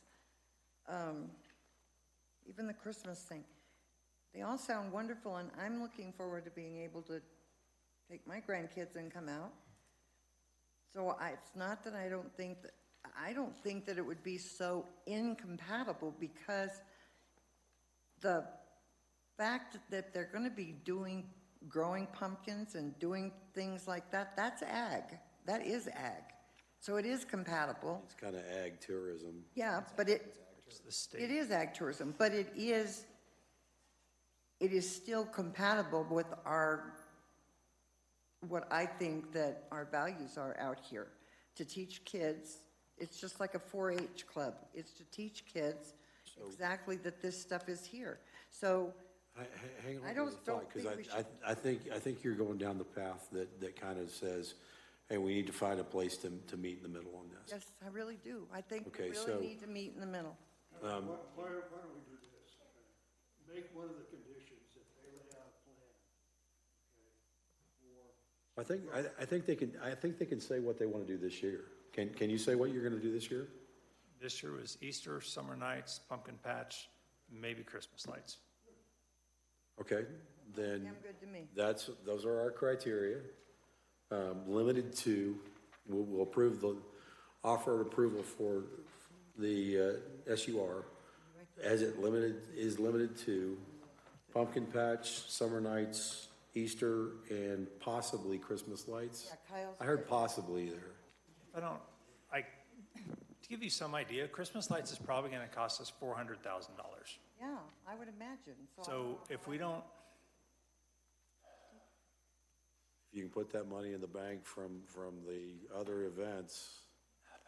the problem becomes we can't, look, I don't have 400 grand. Okay, so if pumpkins don't go super well, the other thing we run into is the SBA doesn't like temporary use permits because it sounds temporary. We've been doing this is year number 9. Like, we've got to get a different zoning on the books so we can financially function. but you do realize this wouldn't be a temporary use permit. This would be an entitlement on your property. Be an SUR, which Well, is, hold on, let me finish. An entitlement on your property for those 4 things. That means you would have to do your annual review, but that doesn't mean you have to come in. I mean, it means your business can run those 4 things continuously. So it's not there's no way that's temporary. No, that's what I'm saying. Yeah. Has been. I'm saying it has been. This is what would Yeah, change it. we're getting you to the point where it's not. Okay. Right, that's what I'm saying. That's why So, part of this is so so important. let's keep Christmas lights in there. You know, best efforts. If you can get it, you get it, great. If you can't, that's fine too, right? Because it does still meet. I'm looking over them because it's always a legal question at some point. You know, does it meet the spirit of the SUR? Well, let me ask you too, if I could. How do we line this up with the neighbor who is going to have would the parking lot, 100 yards from her fence be part of what you would be doing this year? I believe where the parking lot actually touches her fence is in a super big ravine that I'm fairly certain she doesn't want her horses in. So, but we could I'm happy to run field fence anywhere close to that. Well, and Already it's got not, it. Ask Sandy, so if you could run the field fence, and I don't know, Sandy, can you put a gate on your? Wait, hang on, Dee Dee. and I'm, Dee Dee, this is us. I'm, We're having the conversation. Get some information for myself. So I think that if we could give those kinds of stipulations. Can you use the mic, please? Yeah, you gotta use your mic. and if I could just add, because my issue isn't the fence, it's the encroachment on her privacy. And the lights and the noise and all of that. Maybe they could help by help her out with a fence, and they could help with a gate on her property, and keeping the lights away. They are away. Try to be a good neighbor. Can you pull that back up? The scale of this property, why this is tough, it is a 1/4 mile across the property. So the corn maze, and that's what I was going to point out, to give you some idea on the scale. Hey, guys. Yeah. Okay, we're at a point where we're having a deliberation in terms of how we're going to position this.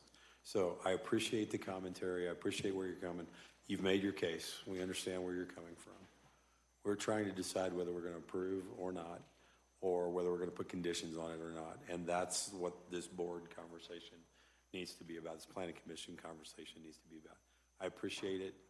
I want to limit your input at this point, if you don't mind. They were just asking about us encroaching on her property, so that's what he was trying to. Yeah, no, I get that. And we're looking to solve that, and that's something that we're discussing. Okay. And we can put the stipulation in there that may or may not work with y'all, and then it becomes a choice from you. So we'll get there. But it's just a recommendation for us to take to the Board of County Commissioners. Okay? So what's our pleasure in terms of a motion? I'll entertain a motion. I just had a question. What were the 4 events that you were saying you would consider? It was Easter, Summer Nights, the Patch, and Christmas lights. And if those don't feel right, then I would just like to hear what part of the zoning regulations are they not meeting? So then when we make a denial, recommendation for denial, we have those listed out. Yeah, I mean, I would say, just looking at the numbers that I pulled up on traffic with vehicles, we're talking 17,613 vehicles, which to me still is a problem when we are talking about the criteria with regard to increasing traffic congestion or burden on existing road system, which is point C. I believe, again, that when you're talking that number of vehicles, you have a criteria problem with A. Would your stipulation be do a traffic study, a real traffic study, not a traffic light? We need more information to know whether or not this is going to violate the criteria. Do we just have too many open questions at this point? Yeah. To actually make an approval? I think there's too many open questions personally. And I don't think, it doesn't reflect on you. Dan, Mike, yeah. And I think, I agree, I have too many questions, and I think if we were to, even with conditions, approve this, we don't have any good documentation. We've got a lot of verbals, but we don't have a good completed application or documentation of what we would be asking for. Again, I'm looking for a motion. Chair, I'd like to make a motion. Please. Yep.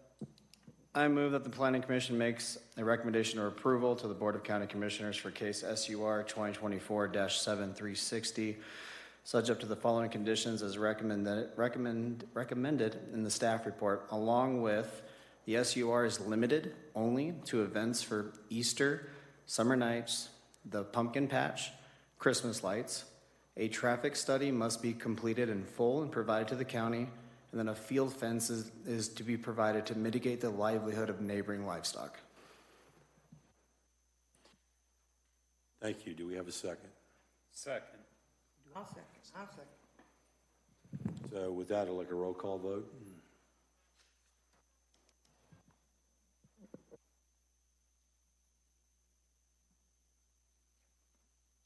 Diana Enstrom?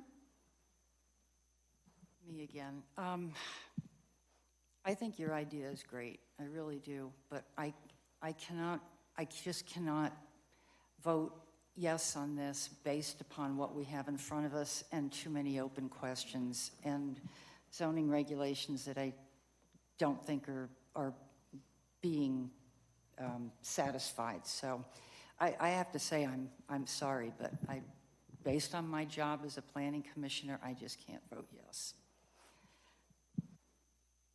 So say the words nay. Nay. I think Dan McCowan? I have a question regarding the motion. So the traffic study, that doesn't seem like it's a simple thing to do with a relatively short time frame. Traffic study can be conducted in 60 days. It's a 60-day study. It'll be expensive, but it's a 60-day study. So is there anything in your motion, or I guess the contrary, do you believe all the things in your motion can be satisfied within 60 days?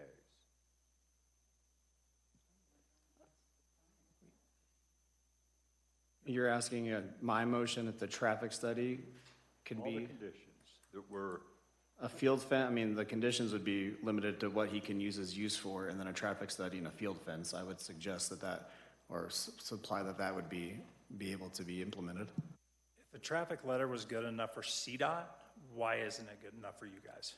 It doesn't matter if it was good enough for CDOT. The motion sticks with the traffic study. Correct.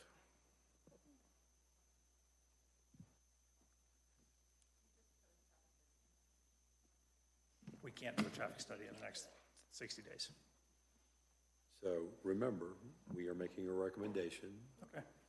And so based upon that last comment and based upon the rest of the ambiguity, I have to reluctantly vote no, but I applaud the spirit of what you're doing, and this is a very difficult thing for me to make this type of vote.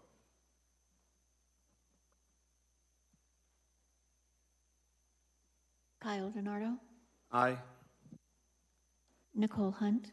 Nay, I believe the application fails to meet the criteria set out in Article 3E, 5A, C, D, F, and G.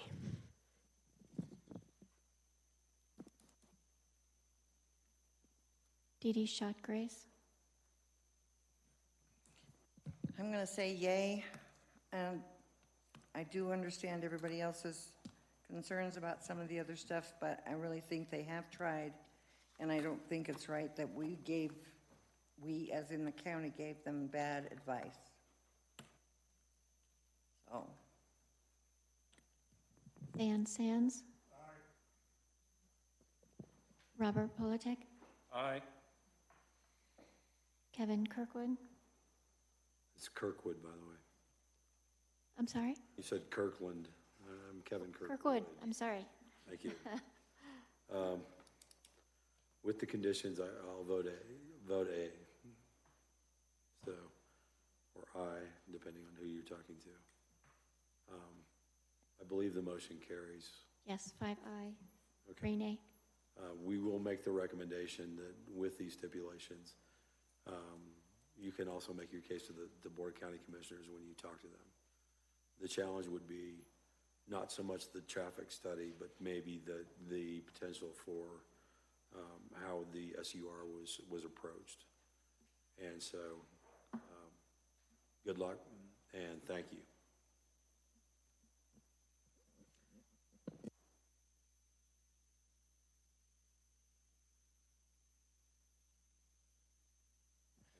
We have 14 minutes to approve or deny the, I'm pretty sure that's not going to happen. So how do we want to handle the red lines? I would suggest to the commission, I believe you do have folks that were here tonight to potentially speak on the red lines. So maybe we could at least just open the hearing and briefly address them, understanding there is a time limit. Yeah, that's fine. And we do have a couple of folks here that want to speak on that. So I will open the hearing, the public comment for the red line review that we're doing as part of our recommendation back to the board for changes to the rules and regs. I believe we have Brenda and Mark Peterson. I'm assuming you both want to speak, or do you want to speak together?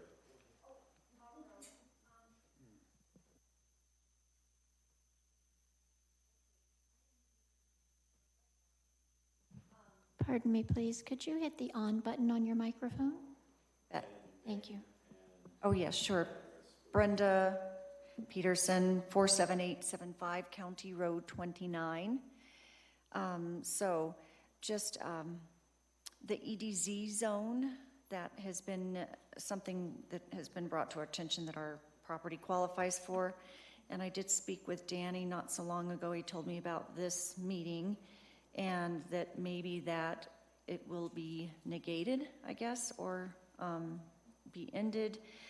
We just have business ideas for our corner property and want to just kind of start this conversation and figure out who we need to direct our questions to, and if there is a chance. He did mention that if the EDZ zone is negated, that there still would be opportunity for other business. And I don't know how the EDZ might have benefited us, and then to be without it, what that might change. So my question also is, what is the red line that you're talking about?